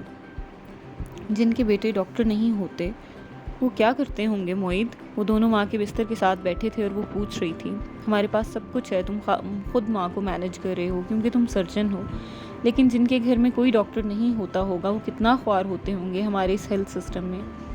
تم نے ابھی سرکاری ہسپتال نہیں دیکھے مالا، خواری جہاں ختم ہوتی ہے وہاں سے ہمارے ہسپتال شروع ہوتے ہیں۔ ایک واحد ہسپتال جہاں سسٹم بہترین ہے اور مریض اکیلا بھی ہے تو اس کے علاج کا پروٹوکول پورا ہوتا ہے، وہ CMH ہے، لیکن انہوں نے بھی عام عوام کے لیے دروازے بند کر رکھے ہیں۔ لوگ بیچارے کہاں جائیں؟ معید اس موضوع پہ گھنٹوں بول سکتا تھا، مگر مالا نے اس سے وہی سوال کیا جو وہ بار بار پوچھ رہی تھی، ماں ٹھیک ہو جائیں گی نا؟ ہاں، وہ ٹھیک ہو جائیں گی، اب انشاءاللہ وہ ریکوری کی طرف ہوں گی۔ 1 مئی کو ماں کا ٹیومر ڈائیگنوز ہوا تھا اور ڈاکٹر وہرا نے ہمیں 6 ماہ دیے تھے، 1 نومبر تک، لیکن دیکھو ہمیں ڈاکٹر واصف مل گئے اور ہمیں معلوم ہوا کہ ماں کو منجیوما ہے۔ ابھی بایوپسی کی رپورٹ آنی ہے، لیکن امید ہے ڈاکٹر واصف کی بات درست نکلے گی، جو اللہ یہاں تک لایا ہے وہ آگے بھی لے جائے گا۔ اور یہ ایک فکرہ اس کے ذہن میں پیوست ہو گیا، جو اللہ یہاں تک لایا ہے وہ آگے بھی لے جائے گا۔ اس نے دونوں ہاتھ جوڑ لیے اور چہرہ اٹھا کے زیر لب دعا مانگنے لگی، وشفا انت الشافی، شفا دے اے شفا دینے والے۔ اس دن جب ماں گھر آئیں تو وہ واقعی صحت کی طرف گامزن تھیں، جو اللہ یہاں تک لایا تھا وہی آگے بھی لے کر جا رہا تھا۔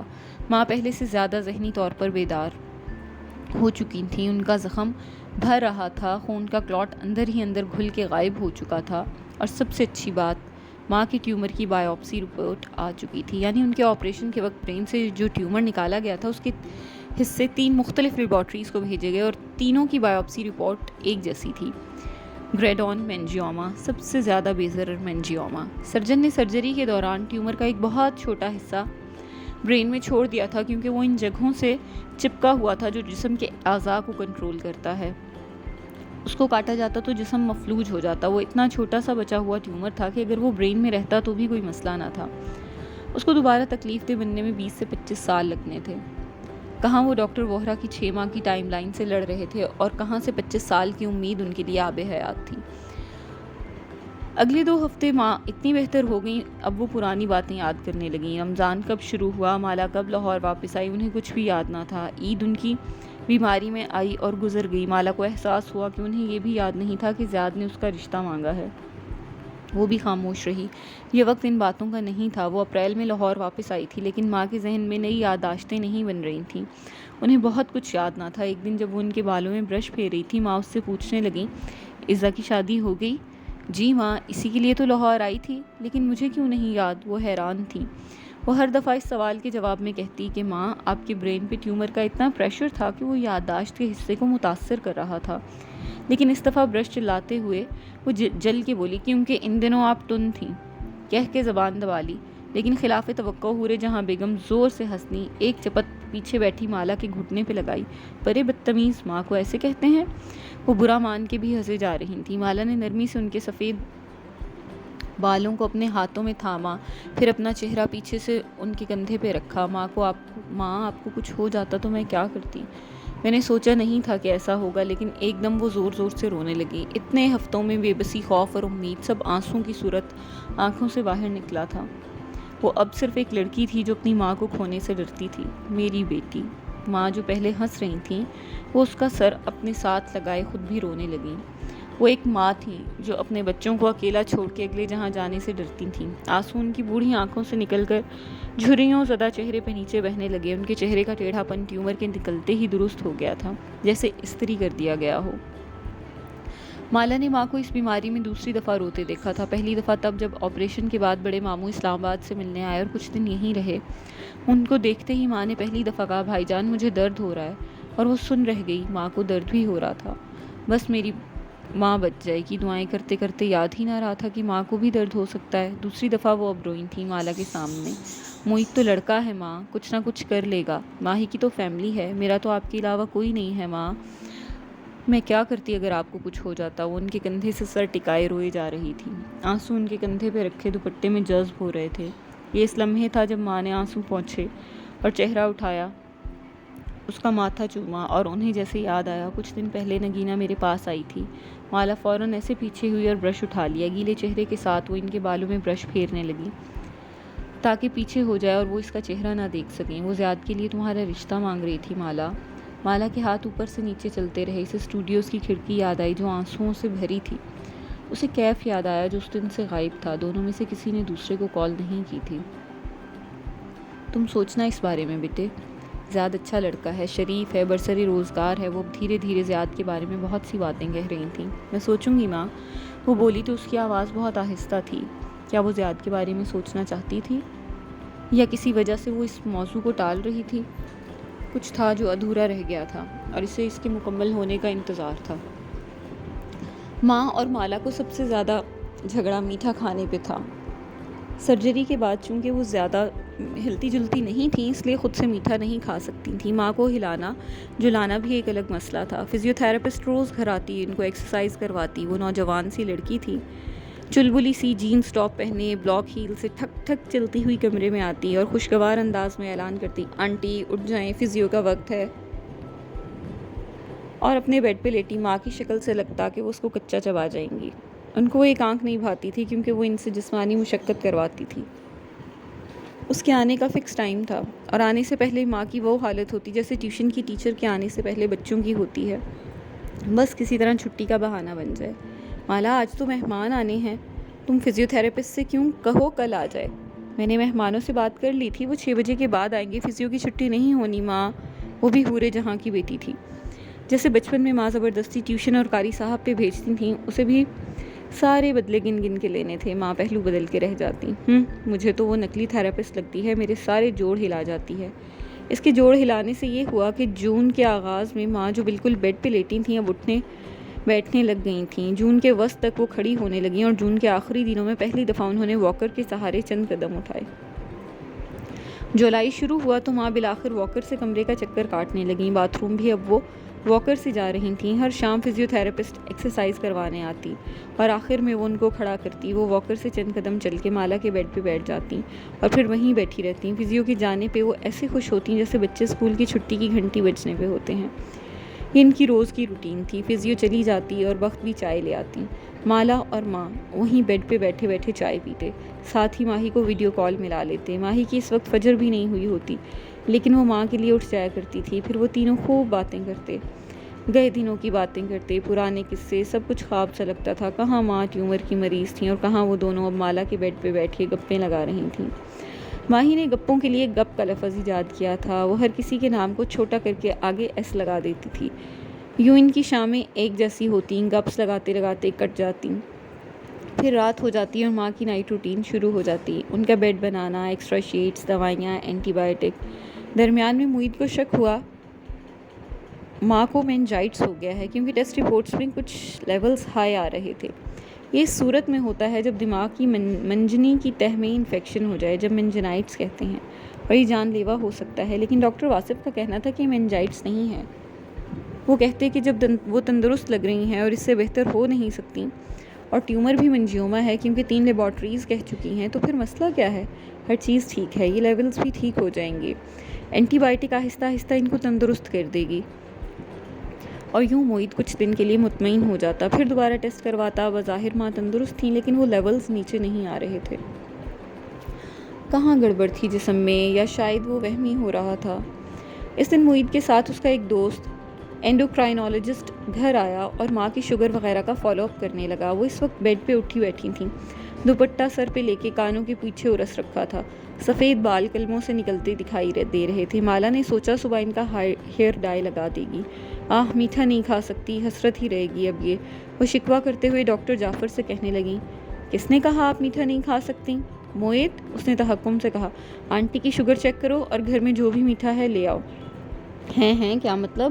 وہ جو صوفے پہ بیٹھی موبائل پہ لگی تھی ہڑبڑا کے اٹھی معید بھی فکر مند ہو گیا۔ ماں کی شوگر ہائی ہوئی تو انفیکشن ہو سکتا ہے۔ میں اینڈوکرائنالوجسٹ ہوں یا تم؟ ڈاکٹر جعفر بگڑ کے بولا۔ میں شوگر ہائی نہیں ہونے دوں گا۔ اگر ہم ان کو میٹھا کھلا کے ساتھ ہی اس نے انسولین کی ایک قسم کا نام لیا لگا دیں تو شوگر ہائی نہیں ہوگی۔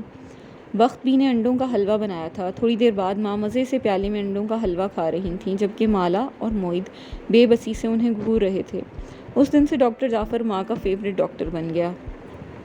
وہ دوپہر کے کھانے کے بعد پیالہ بھر کے انہیں میٹھا کھانے دیتا اور ساتھ ہی مالا ان کو انسولین کی وہ قسم لگا دیتی جو اس نے کہی تھی۔ وہ کھانے سے پہلے کی شوگر بھی نوٹ کر کے بتاتی اور ساتھ یہ بھی کہ وہ کیا اور کتنا کھا رہی ہیں۔ انسولین فوراً جسم میں جا کے شوگر لیول کم کر دیتی۔ یہ خطرناک چیز تھی لیکن چونکہ اینڈوکرائنالوجسٹ خود اس کو مانیٹر کر رہا تھا اس لیے ماں کا شوگر لیول ٹھیک رہا اور وہ ایک دم خوش رہنے لگیں۔ وہ ہر روز میٹھا بنواتیں۔ جعفر کا کہنا تھا کہ مریض خوش نہیں ہوگا تو صحت مند نہیں ہوگا۔ جون کے مہینوں میں انہوں نے بہت میٹھا کھایا۔ جعفر نے جولائی میں بھی انہیں میٹھا کھانے دیا۔ اس کا کہنا تھا کہ اگست میں جب زخم مکمل بھر جائے گا اور چلنے پھرنے لگیں گی تب ہم اس کو روک دیں گے۔ البتہ ماں کو سختی سے منع تھا کہ وہ جعفر کی اجازت کے بغیر میٹھا نہیں کھا سکتیں۔ آہستہ آہستہ وہ میٹھے میں ایک دن کا گیپ دینے لگا۔ ماں کو یہ بات پسند نہیں آئی لیکن مجبور تھیں۔ وہ بھی گیپ والا دن تھا لیکن ماں نے صبح دیکھا کہ بخت بھی شاہی ٹکڑے بنا رہی ہیں۔ ان کے کان کھڑے ہو گئے۔ ماں سے جا کے پوچھا تو انہوں نے سر جھکا کے معصومیت سے کہا معید نے کہا تھا۔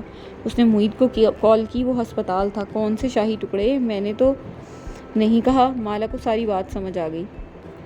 اسے ماں کی معصومیت پہ ہنسی بھی آئی لیکن خیر۔ دوپہر میں وہ چپ چاپ شاہی ٹکڑوں کا پیالہ لیے ماں کے پاس گئی اور انہیں تھما دیا۔ بس ایک پیالہ کھانا ہے آپ نے۔ ماں نے چپ چاپ سر جھکا لیا، کچھ نہیں کہا، دوبارہ نہیں مانگا۔ مالا کو لگا ماں کو بالآخر اپنی شوگر کا احساس ہونے لگا ہے۔ رات کو اس نے بخت بھی اور معید کے ساتھ کچن میں میٹنگ کی۔ اب مجھ سے پوچھے بغیر گھر میں میٹھا نہیں بنے گا۔ معید نے سر ہلایا۔ ہاں اور مالا، اب ماں کو آج کی حرکت پہ کچھ نہ کہنا۔ میں نے انہیں ایک پیالہ دے دیا ہے، وہ مزید نہیں مانگیں گی۔ مالا کا منہ کھل گیا۔ معید، میں انہیں ایک پیالہ دے چکی تھی، انہوں نے تم سے الگ سے مانگا ہے؟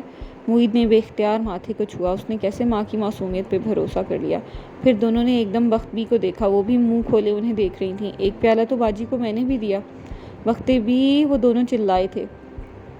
اور ماں کمرے میں بیٹھی ہم ٹی وی کا کوئی ڈرامہ لگائے مزے سے شاہی ٹکڑے کھا رہی تھیں۔ بس ثابت ہوا کہ وہ ان کی ماں تھیں۔ اندرون شہر کی گندی میلی گلیوں میں سے ایک کے اندر اس گھر میں آج بہت رش تھا۔ البتہ وی آئی پی کے لیے مختص قالین والے کمرے میں صوفے پہ کرروفر سے بیٹھی کبیرہ بیگم تنہا تھیں۔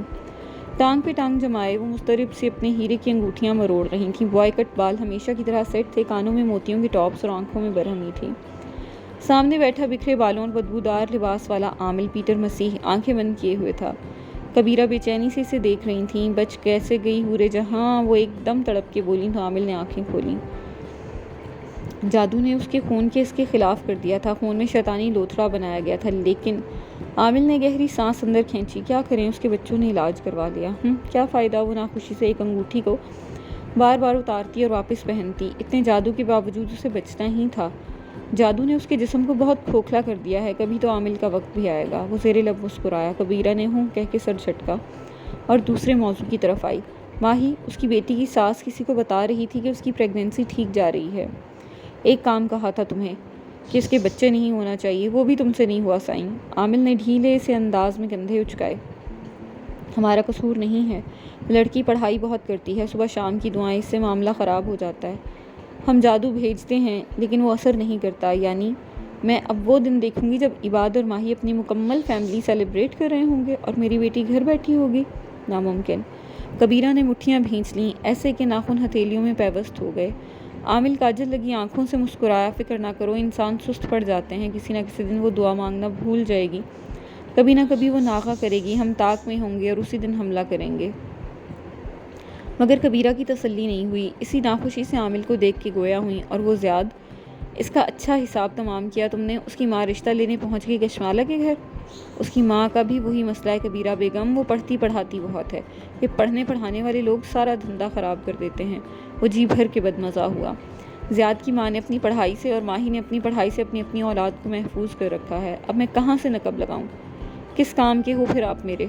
زیاد کی ماں کا کچھ کرتا ہوں۔ جب حورِ جہاں جیسی پڑھنے پڑھانے والی عورت جادو سے بیمار پڑ سکتی ہے تو زیاد کی ماں کیا چیز ہے؟ وہ آنکھیں بند کر کے کچھ بڑھانے لگا، پھر اسی کیفیت میں بولا، زیاد کشمالہ کو پسند کرتا ہے اور اس سے شادی کے معاملے میں سنجیدہ ہے۔ تمہاری بیٹی کا معاملہ مجھے یہاں ہوتا نہیں دکھائی دے رہا۔ میری بیٹی کی شادی زیاد سے ہی ہوگی اور تم کرواؤ گے یہ سب۔ کبیرہ بے چینی سے ناخن چبانے لگی۔ یہ وہ صرف تب کرتیں جب وہ شدید بے بسی کا شکار ہوتیں۔ خاندان والوں کی باتیں، اپنی بیٹی کا بڑھتا وزن، یہ سب اسے ہراساں کرتا تھا، اور پھر دھوم دھام سے شادی کر کے وہ ایک اچھا داماد لے کر خاندان پہ دھاک بھی بٹھانی تھی۔ کبیرہ کو ہمیشہ یہی فکر ہوتی تھی کہ اپنی دھاک ہر ایک پہ قائم رکھے، اور اگر یہ سب نہ ہو سکا اور اسے ماہی کا بچہ اور مالا کا بسا ہوا گھر دیکھنا پڑا تو یہ کسی بھیانک خواب سے کم نہیں ہوگا۔ کشمالہ زیاد کو پسند نہیں کرتی، اس کی زندگی میں کوئی اور ہے۔ عامل ایک دم چونک کے بولا۔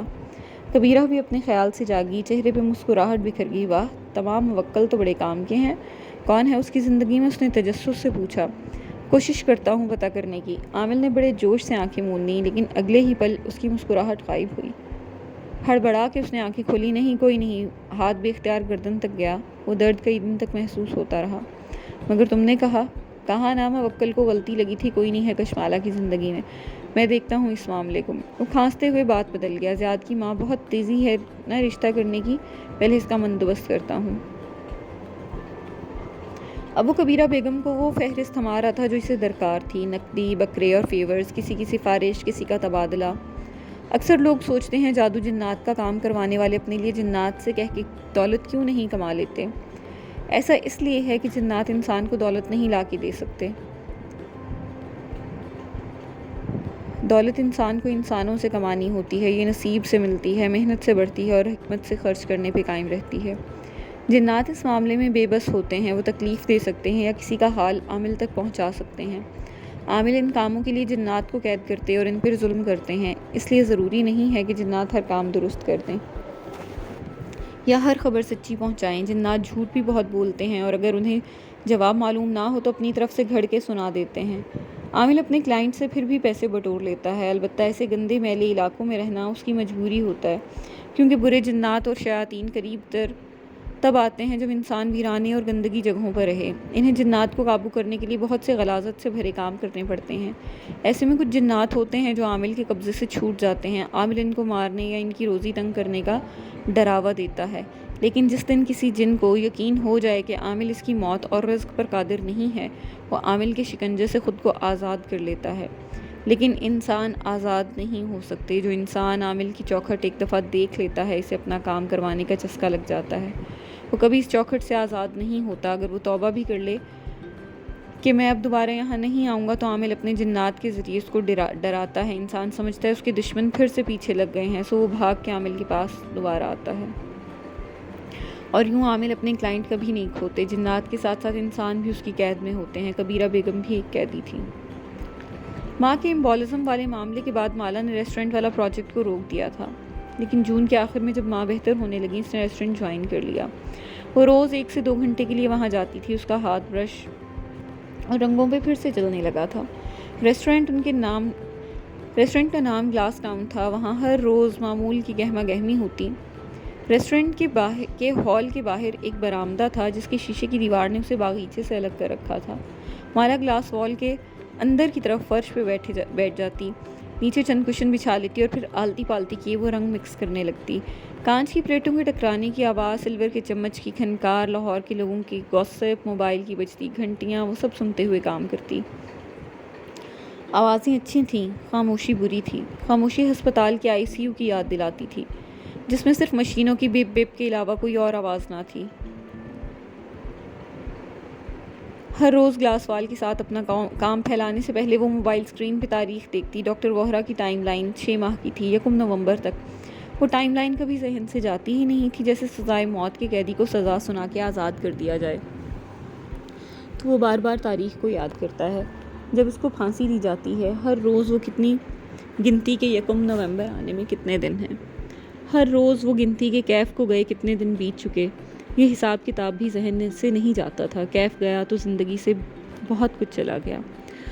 تعقب ہونے کا احساس پھر سے چھانے لگا، لیکن اس نے پھر کوئی گارڈ نہیں رکھا۔ وہ رکھنا ہی نہیں چاہتی تھی۔ سیکیورٹی گارڈ چیزوں کو پیچیدہ بنا دیتے تھے، یا شاید وہ صرف کیف تھا۔ مالا نے اس خوف کو نظر انداز کرنا شروع کر دیا۔ ماہی مسلسل اسے قرآنی آیات بھیجتی، ان کو پڑھا کرو مالا، ماں پہ جادو ہے۔ وہ ان کو پڑھتی اور پورے انہماک سے پڑھتی، لیکن ماں کی صحت یابی کے لیے، جادو کا سوچ کے نہیں۔ اسے جادو جنات پہ یقین نہیں تھا، وہ ہوتے ہیں لیکن کسی اور کے ساتھ، کسی اور زمانے میں۔ اس کی ماں پہ کوئی جادو نہیں تھا، ماں نہ ہی وہمی تھی۔ اس کے بعد گھر میں خون نہیں آیا، نہ کسی نے کوئی اور حرکت کی۔ ہاں، ایک تعاقب ہونے کا احساس تھا، لیکن وہ اس کو نظر انداز کر دیتی تھی۔ وہ ریسٹورانٹ پہنچی تو ماں کا ٹیکسٹ میسج آیا، پہنچ گئی ہو؟ وہ مسکرا کے جواب لکھتی، جی ماں۔ روز اس کی کوشش ہوتی کہ پہنچتے ساتھ ان کو پہلے میسج کرے، لیکن ان کا میسج پہلے آ جاتا۔ وہ منٹ گن رہی ہوتی تھیں، وہ کام کر رہی ہوتی تو ماں کا میسج آتا، ساتھ ساتھ کچھ کھاتی پیتی بھی رہنا۔ ان موئے ریسٹورنٹ والوں سے کہو تمہیں فری میں کھانا دیا کریں۔ ماں بھی ٹپیکل ماں تھیں، وہ ہنس کے روز انہیں میسج کرتی، جی وہ مجھے کافی دیتے ہیں۔ ماں کو خالی پیٹ کافی پینا پسند نہ تھا، لیکن وہ عمر کے اس حصے میں تھیں جب انٹرمیٹنٹ فاسٹنگ ایک روٹین بن جاتی ہے۔ انٹرمیٹنٹ فاسٹنگ کرنے والے لوگ رات کے کھانے اور اگلی دوپہر کے کھانے میں 12 سے 16 گھنٹے کا گیپ دیتے ہیں، اور اس دوران سوائے پانی یا بلیک کافی کے کچھ نہیں کھاتے۔ وہ صبح صبح کافی سے زیادہ کچھ کھا بھی نہیں سکتی تھی، اور کافی سے اسے کیف یاد آتا تھا، لیکن وہ اس کے ذہن سے جھٹک دیتی۔ ریسٹورنٹ سے نکلنے سے پہلے ماں کا میسج آ جاتا، نکل پڑی ہو؟ وہ کہتی، جی راستے میں ہوں، حالانکہ وہ دروازے پہ ہوتی تھی۔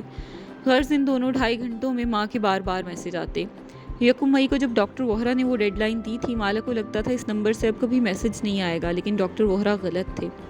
وہ بار بار دہرا کے دل کو یقین دلاتی۔ ڈاکٹر وہرا نے کہا تھا وہ گلائما ہے، لیکن وہ منجیوما نکلا۔ اب میری ماں کبھی بیمار نہیں ہوں گی۔ مگر 1 نومبر کی تلوار ذہن پہ لٹک رہی تھی، بس یہ 1 نومبر گزر جائے، پھر زندگی میں سکون آ جائے گا۔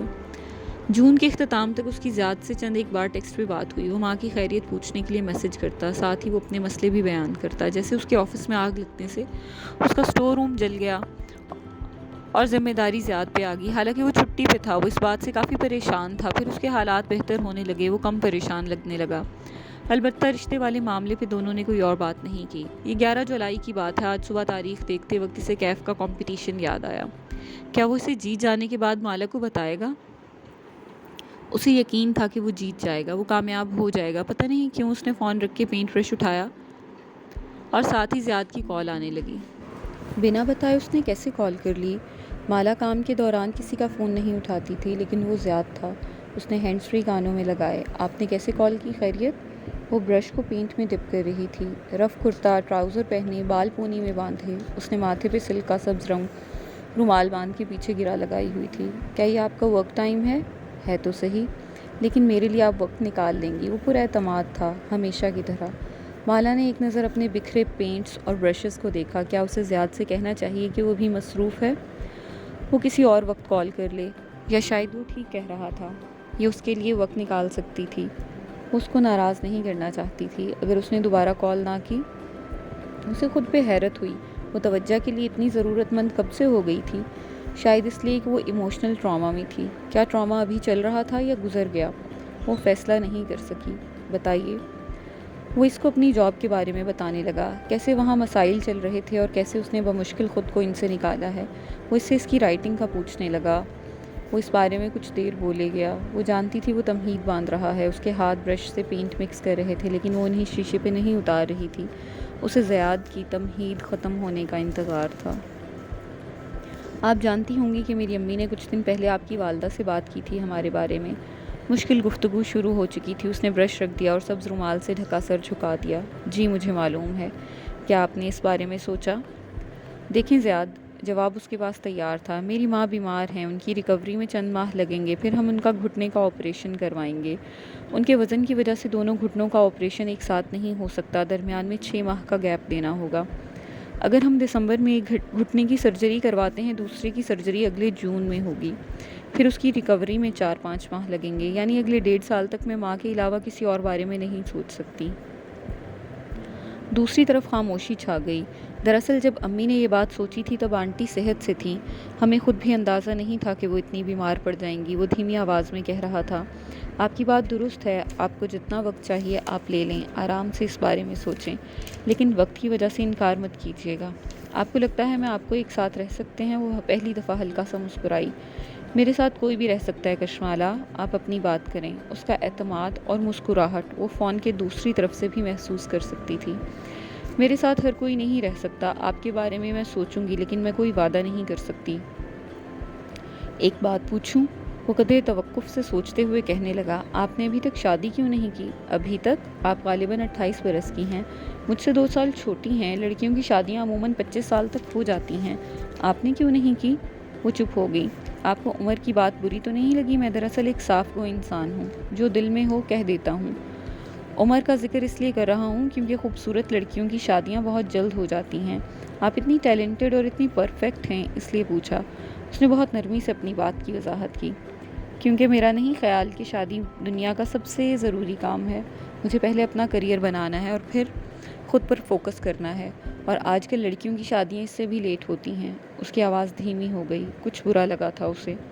میرا خیال ہے شادی کریئر سے پہلے آتی ہے، خصوصاً لڑکیوں کے لیے، کیونکہ لڑکیاں لڑکوں سے جلد ایج کرتی ہیں۔ پہلے مجھے بہت حیرت ہوتی تھی یہ دیکھ کے، میرے ارد گرد کام کرنے والی خواتین 30 کا ہنسا عبور کرنے کے بعد اتنی چڑچڑی کیوں ہونے لگتی ہیں۔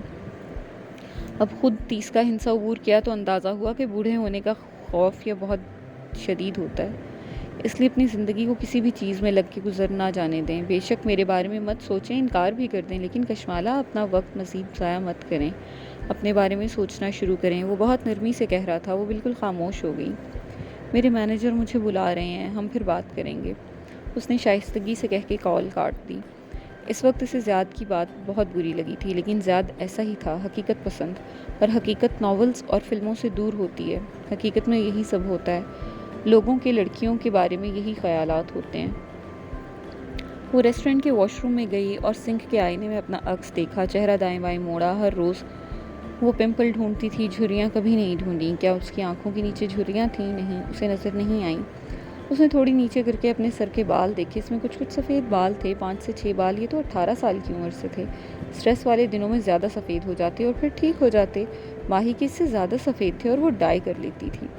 کیا میں نے اوشن کے پیچھے اتنے برس اپنی زندگی ضائع کر دی اور اب اوشن بھی میرے ہاتھ میں نہیں رہا، صرف بینک اکاؤنٹ میں جمع ہوا کچھ پیسہ باقی رہا؟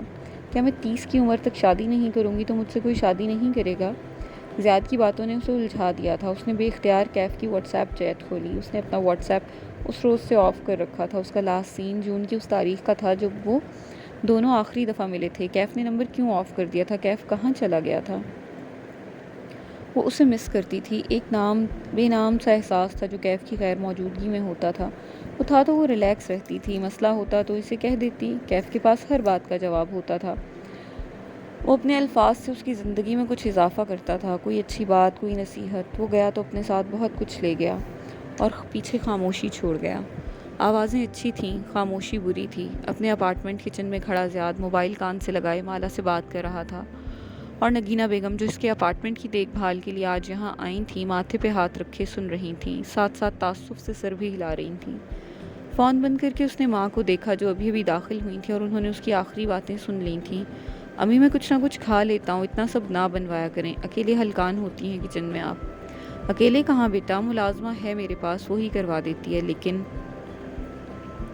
انہوں نے نرمی سے اسے پکارا، بیٹے آپ کشمالہ سے بات کر رہے تھے؟ جی۔ اس نے موبائل رکھتے ہوئے فریج کھولا اور پانی کی بوتل نکالی۔ آج اس کی چھٹی تھی، وہ گھر تھا، اس لیے آرام دہ لباس میں ریلیکس نظر آ رہا تھا۔ آپ کو کشمالہ سے یوں نہیں کہنا چاہیے کہ وہ اپنا وقت ضائع کر رہی ہے۔ لیکن امی وہ اپنا وقت ضائع کر رہی ہے، وہ فکر مندی سے کہہ رہا تھا۔ ایسے اگر وہ خود کو پس پشت ڈالتی ہے تو وہ یہ قیمتی سال ضائع کر دے گی۔ ہاں بیٹے، میں آپ کی بات سمجھ سکتی ہوں، آپ ٹھیک کہہ رہے ہو، لیکن آپ کو ایسا ہی نہیں کہنا چاہیے۔ وہ اوپری کیبنٹ سے ٹفن باکسز نکالنے لگیں۔ زیاد اپنی جاب کی وجہ سے شہر کے دوسرے کونے میں رہتا تھا۔ وہ ہفتے میں ایک دفعہ یہاں آ کے اس کا فریج بھر جاتی تھی۔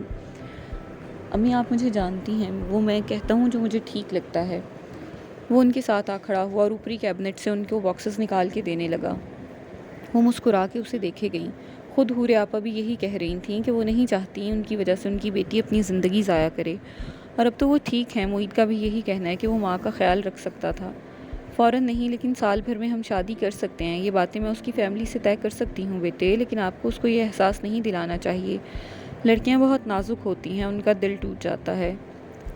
وہ کاؤنٹر سے ٹیک لگائے ہتھیلیاں کاؤنٹر ٹاپ پہ جمائے کھڑا سوچنے لگا، اس طرح تو میں اس سے کبھی دل کی بات نہیں کہہ سکوں گا۔ مجھے ہر بات پہ سوچنا پڑے گا کہ وہ بہت حساس ہے۔ نہیں بیٹے، ایک دفعہ شادی ہو جائے تو میاں بیوی کو ایک دوسرے کی سمجھ آ جاتی ہے کہ دوسرے کا مطلب وہ نہیں ہے۔ یوں فون پہ آپ کہو گے تو برا لگے گا۔ وہ اب ایک باکس سے کھانا دوسرے میں پلٹ رہی تھیں، پھر ڈھکن بند کیا اور سنک کی طرف بڑھیں۔ نل کھول کے ہاتھ دھوتے ہوئے انہوں نے بات جاری رکھی۔ کشمالہ بہت اچھی لڑکی ہے اور اتنے عرصے بعد آپ کسی لڑکی کے لیے مانے ہو، میں بہت خوش ہوں، لیکن آپ چاہتے ہو بیٹے کہ وہ آپ سے شادی کے لیے رضامند ہو جائے تو آپ کو اس کی حساسیت کا خیال رکھنا ہوگا۔ اس کو دکھی کر کے تو نہیں مجبور کرنا شادی کے لیے۔ کیا میں نے اسے دکھی کر دیا؟ وہ فکر مند ہوا۔ نگینہ بیگم نے محبت سے اس کے کندھے پہ ہاتھ رکھا۔ اس کو کال کر کے اس سے معذرت کر لینا۔ آپ نے اس کو محبت سے بیاہ کے لانا ہے۔ ایک نئی زندگی کی شروعات دل دکھانے سے نہیں ہونی چاہیے۔ زیاد نے مسکرا کے ان کے ہاتھ پہ ہاتھ رکھا۔ تھینکس امی، میں اس سے سوری کر لوں گا اور آئندہ بھی خیال رکھوں گا کہ کشمالہ کا دل میری وجہ سے نہ دکھے۔ آپ بتائیں، آپ کی ملازمہ ٹھیک کام کر رہی ہے؟ بس گزارا کر دیتی ہے، پتہ نہیں کیوں ایک بازو میں درد رہنے لگا ہے۔ وہ بار بار اپنے ایک بازو اور گردن کو دبا کے کہہ رہی تھیں۔ زیاد چونکا۔ اپائنٹمنٹ لوں؟ نہیں بیٹے، یہ درد مجھے بیماریوں کے درد نہیں لگتے، بس ہمارے رشتہ داروں کی نظریں ہیں، خود ہی ٹھیک ہو جائے گا۔ وہ مسکرا کے اب ٹفن اس کے فریج میں رکھ رہی تھیں۔ اتنے عرصے بعد بالآخر کشمالہ کی صورت میں ان کے گھر میں خوشی آنے والی تھی۔ ہر ماں کی طرح نگینہ بیگم بہت خوش تھیں۔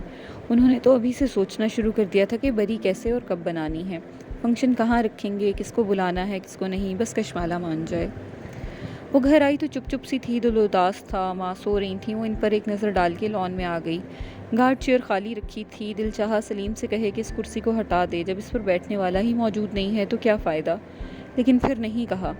سوچا ماہی یا صفورہ کو کال ملا کے ان سے پوچھے کہ کیا وہ بوڑھی ہو رہی تھی، لیکن نہیں پوچھا۔ آج ماں کے سارے کام کرتے ہوئے اس نے اس سے بھی زیادہ بات نہیں کی۔ دل بہت برا ہو رہا تھا۔ وہ چپ چاپ سر لپیٹ کے سونے لیٹ گئی۔ نیند نہیں آ رہی تھی، لیکن وہ آنکھیں بند کیے لیٹی رہی۔ یہ احساس کہ وہ اپنی زندگی ضائع کر رہی ہے بہت دل ڈبو دینے والا تھا۔ صبح وہ کام پہ آئی تو اس کا چہرہ ویران تھا۔ اس نے لمبی سبز قمیض کے نیچے سفید ٹراؤزر پہن رکھا تھا، دوپٹہ گردن میں مفلر کی طرح لپیٹ کے دونوں پلو آگے ڈالے ہوئے تھے۔ بندھے ہوئے بالوں کے اوپر سلک کا سبز رومال لپٹا تھا اور دائیں گال پہ ایک دانہ نکلا تھا۔ وہ ویران چہرہ لیے گلاس وال کے ساتھ فرش پہ بیٹھ گئی۔ گلاس وال کا نچلا حصہ اچھا خاصا پینٹ ہو چکا تھا۔ وہ سر جھکا کے اپنے پینٹ نکالنے لگی، تبھی پلیٹوں کانٹوں کے ٹکرانے کی آوازوں کے درمیان اسے شناسا آوازیں سنائی دیں۔ اوہ! اس نے ماتھے کو چھوا۔ اس کی لاہور کی دوستوں نے کہہ رکھا تھا کہ آج وہ گلاس ٹاؤن میں گیٹ ٹوگیدر کریں گی۔ انسٹا پہ انہوں نے اسے پیغام بھیجا تھا، لیکن کل سے اس نے فون آف کر رکھا تھا۔ اب وہ لڑکیاں سامنے سے آتی نظر آئیں تو مالا کو سمجھ میں نہ آیا کہ وہ کیا کہے۔ وہ تو تیار بھی نہیں تھی۔ سد شکر کہ وہ گلاس وال کے باہر باغیچے میں بیٹھ گئیں۔ وہ اندر تھی اور فرش پہ تھی، شیشہ دھندلایا ہوا تھا، وہ اسے نہیں دیکھ سکتی تھیں، نہ ان کو معلوم تھا کہ وہ وہاں پینٹ کرتی ہے۔ اس نے صرف کام کا بتایا تھا، جب تک وہ اسے نہیں دیکھیں گی وہ یہیں چھپی رہے گی۔ آج اسے کسی سے نہیں ملنا تھا، ان چاروں سے تو ہرگز نہیں۔ وہ چاروں اس کی کلاس فیلوز تھیں اور شادیوں کے بعد سیٹل ہو چکی تھیں۔ تم نے انسٹا پہ شہرین کی سٹوری دیکھی؟ ان کی گفتگو شروع ہو چکی تھی۔ اس نے اپنی برتھ ڈے پہ بنٹو کاظمی کا جوڑا پہنا ہوا تھا، نیا نیا پیسہ آیا ہوا ہے۔ ہاں، شہرین اپنے آن لائن بزنس سے کما رہی ہے، اب وہ دینا اور بنٹو پہنتی ہے۔ یار وہی نیا پیسہ ہی ہے۔ وہ بارش کے قطرے بناتی ہوئی شاید اکتا رہی تھی۔ لاہور کی سوشلائٹس کی گفتگو انہی باتوں کے گرد گھومتی تھی، کس کے پاس نیا پیسہ آ رہا ہے، کیوں آ رہا ہے، کون سستے برانڈ پہنتا ہے، کون انویسٹمنٹ پیس میں انویسٹ کرتا ہے، بچوں کی اسکولنگ اور فلپینو ملازمائیں۔ پھر باتیں گوسپ کی طرف چلی گئیں۔ ایک لڑکی بتا رہی تھی کہ انسٹا پہ ان کے سوشل سرکل کی کس خاتون نے نقلی برانڈ پہن کے تصویریں کھنچوا رکھی تھیں۔ سینتورینی پہنچ گئی الیزے، لیکن نقلی برانڈز پہننا نہیں چھوڑے اس نے۔ جب گوسپ ختم ہوئی تو وہ ذکر شروع ہوا جو ہر ایک کی دکھتی رگ ہوتا ہے اور جس سے 21ویں صدی میں ایک دوسرے کو نیچا دکھایا جاتا ہے، سفر کے قصے۔ یار صلا، تم کتنے عرصے سے یہاں ہو، ٹریول کیوں نہیں کرتی ہو؟ مالا نے برش پھیرتے ہوئے گہری سانس لی۔ ٹریولنگ، یہ وہ موضوع تھا جس پہ لاہوری سوشلائٹس گھنٹوں بول سکتی تھیں۔ جو گزشتہ 1 سال سے پاکستان سے باہر نہ گیا ہو، وہ ایسے موقع پہ سخت شرمندہ ہوتا تھا اور دوسرے اپنے سفر کے قصے سنا کے اسے مزید برا محسوس کرواتے تھے۔ وہ چپ چاپ اپنی چیزیں سمیٹ کے وہاں سے کھسک آئی اور سیدھی ریسٹورنٹ کے واش روم میں چلی گئی۔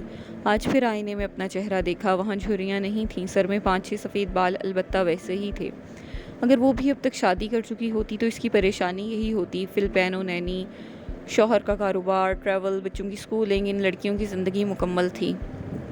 صرف اس کی ادھوری تھی کیونکہ اس نے شادی نہیں کی تھی۔ اس کا دل مزید خراب ہونے لگا۔ زیاد کی باتیں، ان لڑکیوں کی چمکتی دمکتی زندگیاں، ہر چیز ایک دم خود پہ حاوی ہونے لگی۔ اس نے ہاتھ دھوئے اور چہرے پہ پانی ڈال کے باہر نکل آئی۔ اپنی الجھنوں میں اس نے غور نہیں کیا کہ بائیں گال پہ گرے پینٹ لگا ہوا ہے جو اس کی آستین کی کف کے ساتھ چہرے تک پہنچا تھا۔ گیلے چہرے اور پینٹ کے داغ سے لا علم وہ باہر نکلی۔ ابھی وہ ریسٹورینٹ کی بیرونی ایگزٹ تک پہنچی ہی تھی کہ کشمالہ، آواز پہ اس کا سارا وجود جیسے نمک کا مجسمہ بن گیا، حالانکہ ابھی تک اس نے مڑ کے نہیں دیکھا تھا۔ یہ آواز۔ مالا اپنی ایڑیوں پہ گھومی۔ سامنے لابی کے دہانے پہ وہ کھڑا تھا، کیف جمال۔ تم وہ بے یقین تھی۔ کیف مسکراتے ہوئے قدم قدم چلتا اس کے سامنے آ رکا، بالکل سامنے۔ سیاہ جینز پہ پہنی سفید ڈریس شرٹ کے کف موڑ رکھے تھے اور کالر کے نیچے 2 بٹن کھلے تھے۔ شرٹ آدھی جینز میں ارسی تھی اور آدھی باہر تھی۔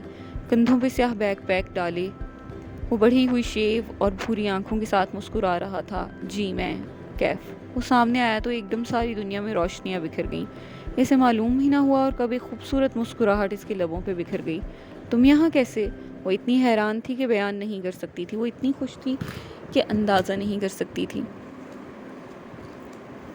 میں لاہور چھوڑ کے جا رہا تھا، سوچا جاتے جاتے آپ سے اپنے آدھے مہینے کی تنخواہ لیتا جاؤں۔ گھر گیا تو معید نے بتایا آپ یہاں ملیں گی، یعنی تم صرف تنخواہ لینے آئے ہو۔ وہ بھی مسکرا دی۔ آپ کو یقین نہیں آیا؟ اب تو تمہارے پاس کافی پیسے ہیں، میرے چند ہزار کی کیا اہمیت؟ کس نے کہا مجھے تنخواہ نوٹوں میں چاہیے؟ کشمالہ مسکرا دی۔ چلو کافی پیتے ہیں۔ اس نے پیشکش کر دی، لیکن پھر ہال کے دوسرے کونے کی طرف دیکھا جہاں گلاس وال کے پار بیٹھی لڑکیاں دکھائی دے رہی تھیں۔ وہ چمکتی دمکتی لڑکیاں ہاتھ ہلا ہلا کے باتیں کر رہی تھیں، کہے لگا رہی تھیں۔ کیف نے اس کی نگاہوں کا تعقب کیا، پھر غور سے اس کا چہرہ دیکھا۔ وہ ان لڑکیوں کو دیکھتے ہوئے کچھ سی سوچ میں گم ہوئی۔ اتنی سی زندگی ہے۔ کشمالہ، اس کو ناپسندیدہ لوگوں کو برداشت کرنے میں کیوں گزاریں؟ وہ پورے دل سے مسکرا دی۔ پھر کہاں چلیں؟ جہاں لوگ سچے اور باتیں سادہ ہیں۔ وہ مسکرایا تو گالوں میں گڑھا گہرا ہو گیا۔ اگر آپ مجھے ایک ایسی جگہ پہ چائے پلا دیں جہاں کی چائے میں پینا چاہتا ہوں تو سمجھیں آپ نے تنخواہ برابر کر دی۔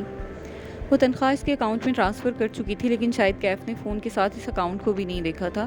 لیکن یہ کیسے ہو سکتا ہے کہ کوئی اپنا بینک اکاؤنٹ نہ چیک کرے؟ خیر اسے کیا، اسے اندازہ بھی نہیں تھا کہ اس کے گال پہ سرمئی پینٹ لگا ہے۔ بس پینٹ ایسیسریز کا بیک پیک کندھوں پہ ڈالا اور اس کے ساتھ چلی آئی۔ کسی اور سے وہ اس حلیے میں نہیں مل سکتی تھی، نگینہ آنٹی اور زیاد سے تو کبھی نہیں، لیکن وہ کیف تھا، وہ مالا کی کمفرٹ زون تھا۔ قریباً پون گھنٹے بعد وہ دونوں دہلی گیٹ کے سامنے کھڑے تھے۔ یہ سرخ اینٹوں سے بنا بڑا سا شہر دروازہ تھا۔ دروازوں کے نام عموماً اس کے رخ کے حساب سے رکھے جاتے تھے۔ یہ دروازہ دہلی کو فیس کرتا تھا، اس لیے یہ دہلی دروازہ تھا۔ والٹ سٹی کے محکمے نے گزشتہ چند برسوں میں قدیم لاہور کے ان چند مقامات کو ریسٹور کیا تھا۔ یہ یورپین شہروں کے تاریخی مقامات جیسے صاف ستھرے اور چمکتے دمکتے نہیں تھے، لیکن پھر بھی یہ سیاحتی معیار پہ پورے اترتے تھے۔ تم تب سے لاہور میں ہو، واپس نہیں گئے؟ وہ تحیر سے کہتے ہوئے دہلی دروازے کے اندر داخل ہو رہی تھی۔ وہ اس کے ساتھ چلتے ہوئے گردن گھما گھما کے اطراف کو دیکھ رہا تھا۔ نہیں، مجھے اپنا پلان بنانا تھا، خاموشی اور تنہائی میں۔ اندر ایک رونق بازار تھا، دونوں اطراف میں دکانیں تھیں اور ہر طرف سے گلیاں نکلتی تھیں۔ مسالوں کی خوشبو زور سے نتھروں میں گھسی مگر اچھی لگی۔ بنا لیا؟ جی بنا لیا۔ کیف مسکرایا، اس کی آنکھوں کی چمک اور عزم بھی اسے اچھا لگا۔ لاہور دوبارہ آؤ گے؟ وہ ایک بغلی گلی سے نکل کے شاہی حمام کی طرف جا رہے تھے۔ دھوپ، شور، مسالہ جات کی خوشبو، اس سب میں اسے اونچا بولنا پڑ رہا تھا۔ نہیں آؤں گا۔ وہ سامنے دیکھ کے قدم اٹھا رہا تھا۔ کیوں؟ کیونکہ لاہور نے میرا دل توڑا ہے، دوبارہ دل توڑوانے نہیں آؤں گا۔ اس نے مالا کو دیکھے بغیر کہا اور آگے بڑھ گیا۔ وہ وہیں کھڑی رہ گئی۔ کبھی کبھی اسے لگتا تھا کہ اس نے زارا والی بات جھوٹ میں کہی ہے تاکہ وہ کاش ہم مختلف حالات میں ملے ہوتے کا اثر زائل کر سکے۔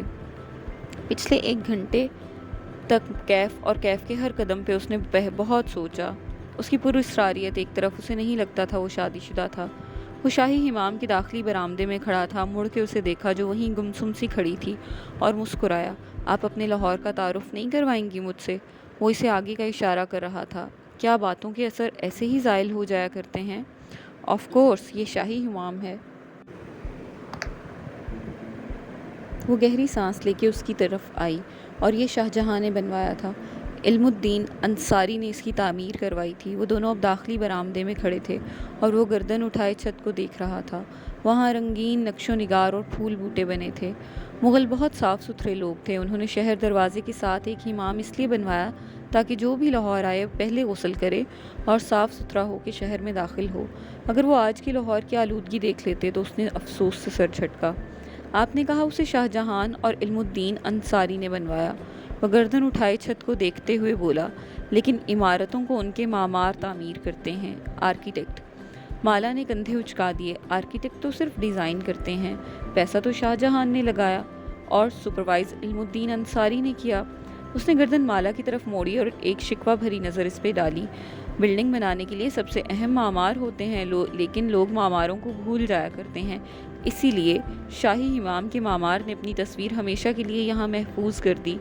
کیف نے انگلی سے اوپر اشارہ کیا۔ کیا؟ کدھر؟ اس نے حیرت سے سر اٹھایا۔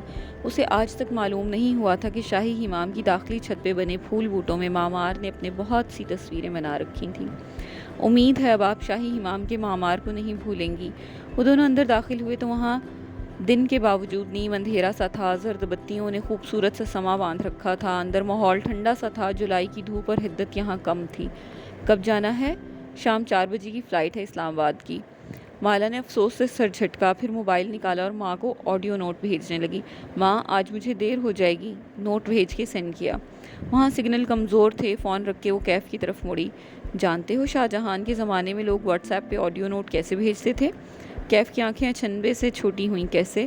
مالا نے مسکراہٹ دبا لی اور اسے حمام کے حال کمرے کے ایک کونے میں جانے کو کہا۔ خود وہ کافی دور دوسرے کونے میں جا کھڑی ہوئی۔ لاہور آنے والے مہمانوں کو لاہوری سب سے پہلے یہ جادو کا کرتب دکھاتے تھے، اسے بھی کیف کو دکھانا تھا۔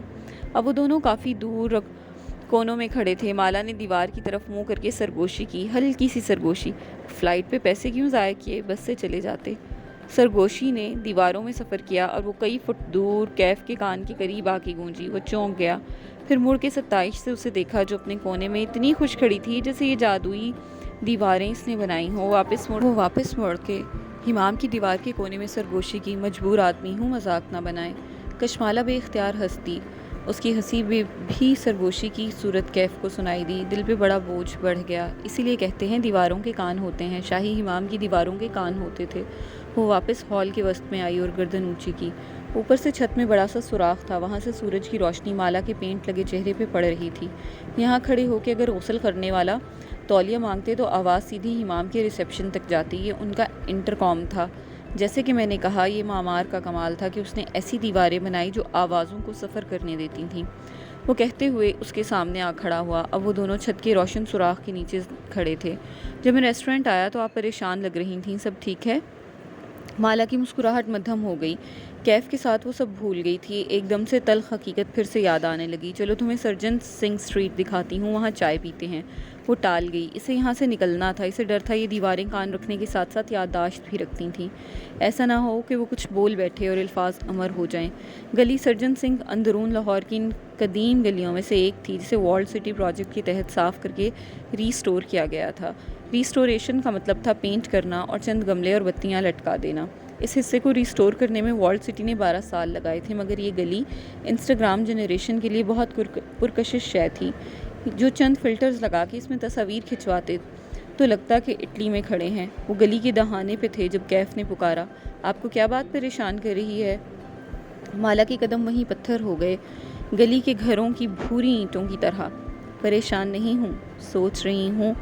وہ قدم قدم چلتی اس کے عین سامنے کھڑا ہوا۔ وہ بھوری آنکھیں دھوپ سے چھوٹی کیے ہوئے تھا۔ کسی نے کچھ کہا ہے نا؟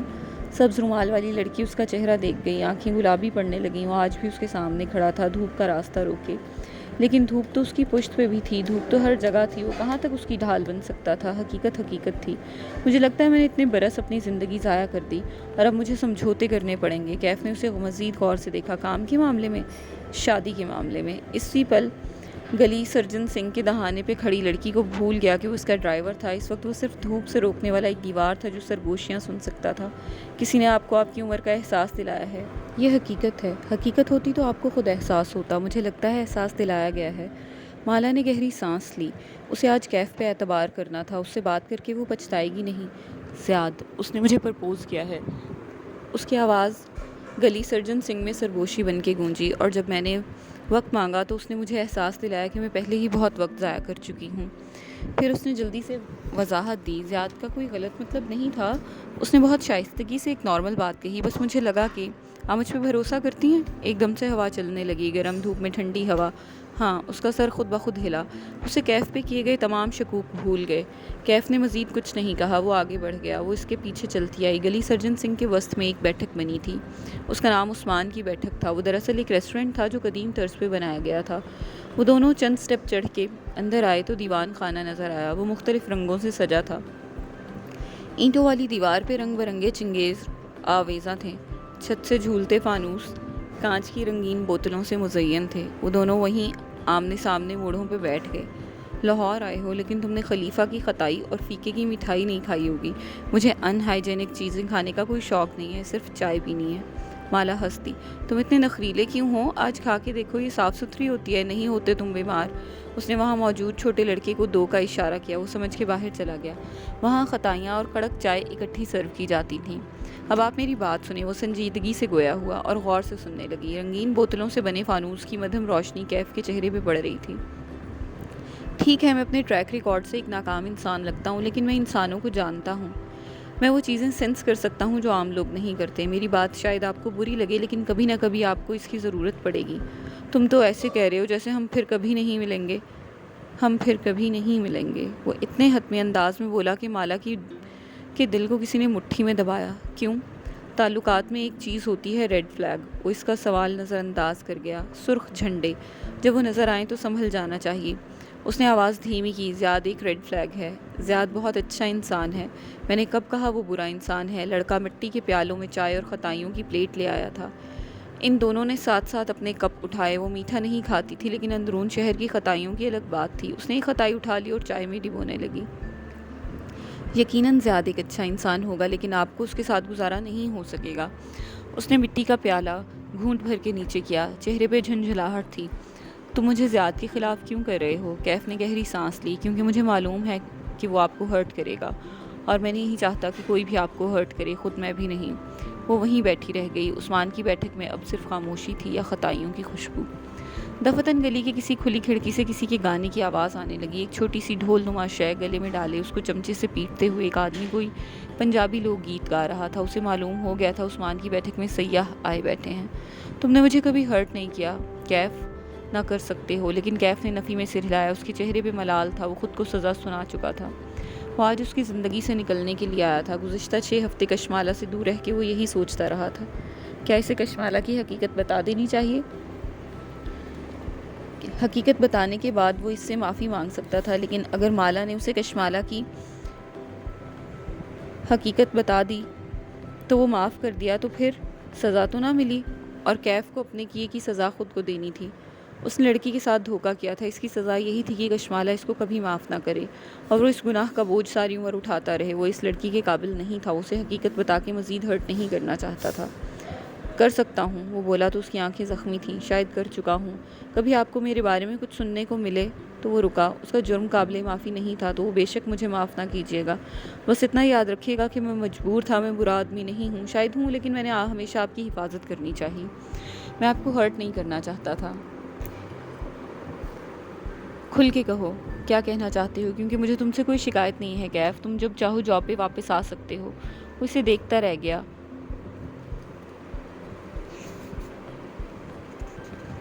اسے معلوم تھا وہ یہ کہے گی، وہ کبھی نہ کبھی وہ یہ کہے گی، اور یہ ایک فکرہ اس کے قدموں کی زنجیر بن جائے گا۔ پھر وہ خود کو سزا کیسے دے گا؟ اس نے زارا کو اپنی بیوی بتانے کا جھوٹ اسی لیے بولا تھا تاکہ وہ اس تک جاتے سارے راستے بند کر دے۔ وہ 6 ہفتے اس سے دور اسی لیے رہا تاکہ وہ اسے بھول جائے، لیکن کشمالہ مبین ایسی لڑکی نہیں تھی جو گزرے وقت کے ساتھ بھول جائے۔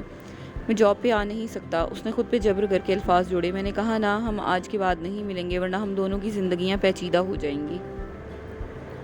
رنگین بوتلوں سے بنا فانوس ہوا سے ذرا ذرا سے جھولنے لگا تھا۔ گانا گاتے پنجابی گویے کی آواز مسلسل سنائی دے رہی تھی۔ جہاں تک رہا زیاد، تو اس سے شادی سوچ سمجھ کے کیجیے گا۔ زیاد آپ کو ہرٹ کرے گا اور بہت ہرٹ کرے گا۔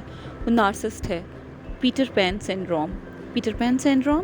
اسے حیرت ہوئی۔ کیف نے اس بات میں سر ہلایا۔ All boys grow except Peter Pan, the boy who does not grow up. تمام لڑکے بڑے ہو جاتے ہیں سوائے پیٹر پین کے ہی، وہ لڑکا ہے جو کبھی بڑا نہیں ہوتا۔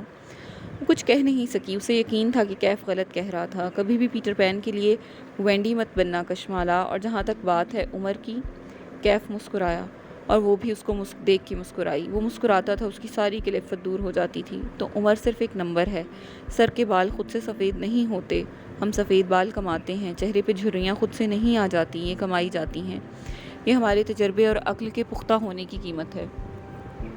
پھر اس نے دل پہ انگلی رکھی، بس دل مطمئن ہونا چاہیے، اگر دل شادی کے بغیر خوش نہیں ہے تو شادی کر کے بھی خوش نہیں ہوگا۔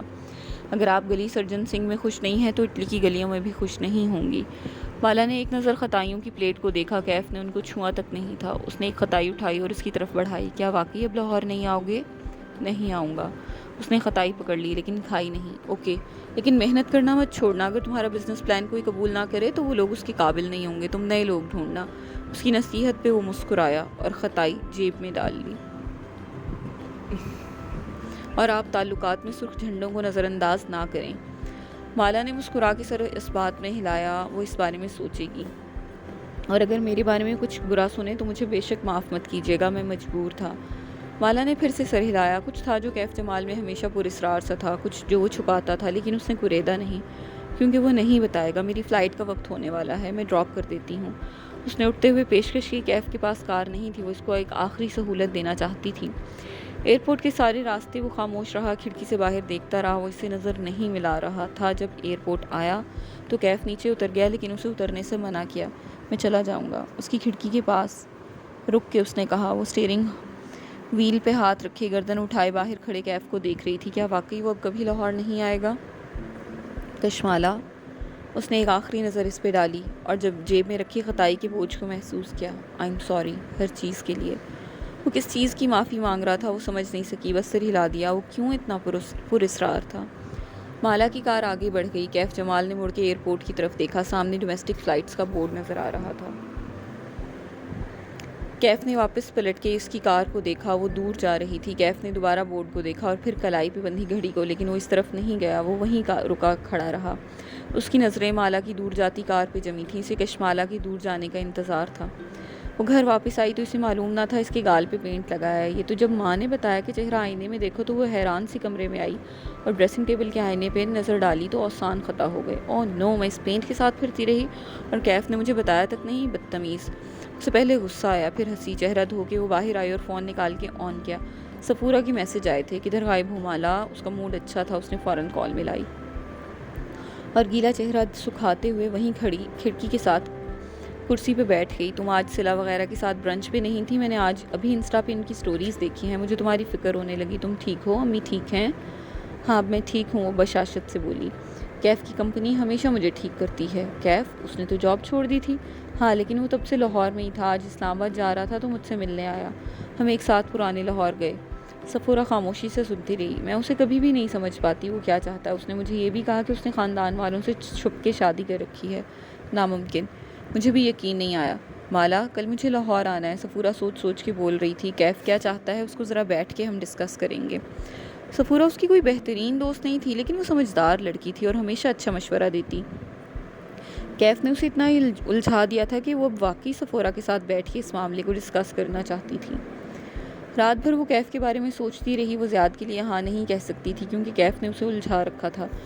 کیا وہ اس میں دلچسپی رکھتا تھا؟ پھر وہ کیوں چاہتا تھا کہ خود کو مالا سے دور کر دے؟ وہ کس سے بھاگ رہا تھا؟ جب تک اس کا ذہن کلیئر نہ ہو وہ کیسے زیاد سے ایک نیا تعلق بنا سکتی تھی؟ اگلی صبح سفورہ کا فون آ گیا، وہ لاہور آ چکی تھی، وہ اپنی امی کے گھر تھی، اس نے مالا سے وہیں آنے کو کہا۔ وہ بھی اس سے اپنے گھر نہیں ملنا چاہتی تھی، اسے کھل کے سفورہ سے بات کرنی تھی۔ کیف کی کزن تھی، وہ اسے مالا سے بہتر طور پر جانتی تھی۔ وہ سفورہ کے گھر پہنچی تو دوپہر روشن تھی۔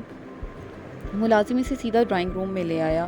وہ اندر داخل ہوئی تو سفورہ وہیں بیٹھی تھی۔ مالا کو حیرت ہوئی، وہ اسے لینے باہر نہیں آئی، نہ وہ اس سے ملنے کے لیے اٹھی، بس اس نے سر اٹھا کے تیار سی مالا کو دیکھا جو گلابی چکن کاری کی لمبی قمیض اور دوپٹے میں ملبوس تھی، سفید ٹراؤزر کے ساتھ سفید ہائی ہیلز پہنے، وہ بال کھولے فریش لگ رہی تھی۔ سفورہ اس کے برعکس تھی، اس کی آنکھیں سرخ اور گیلی تھیں۔ بیٹھو مالا، ہمیں بات کرنی ہے۔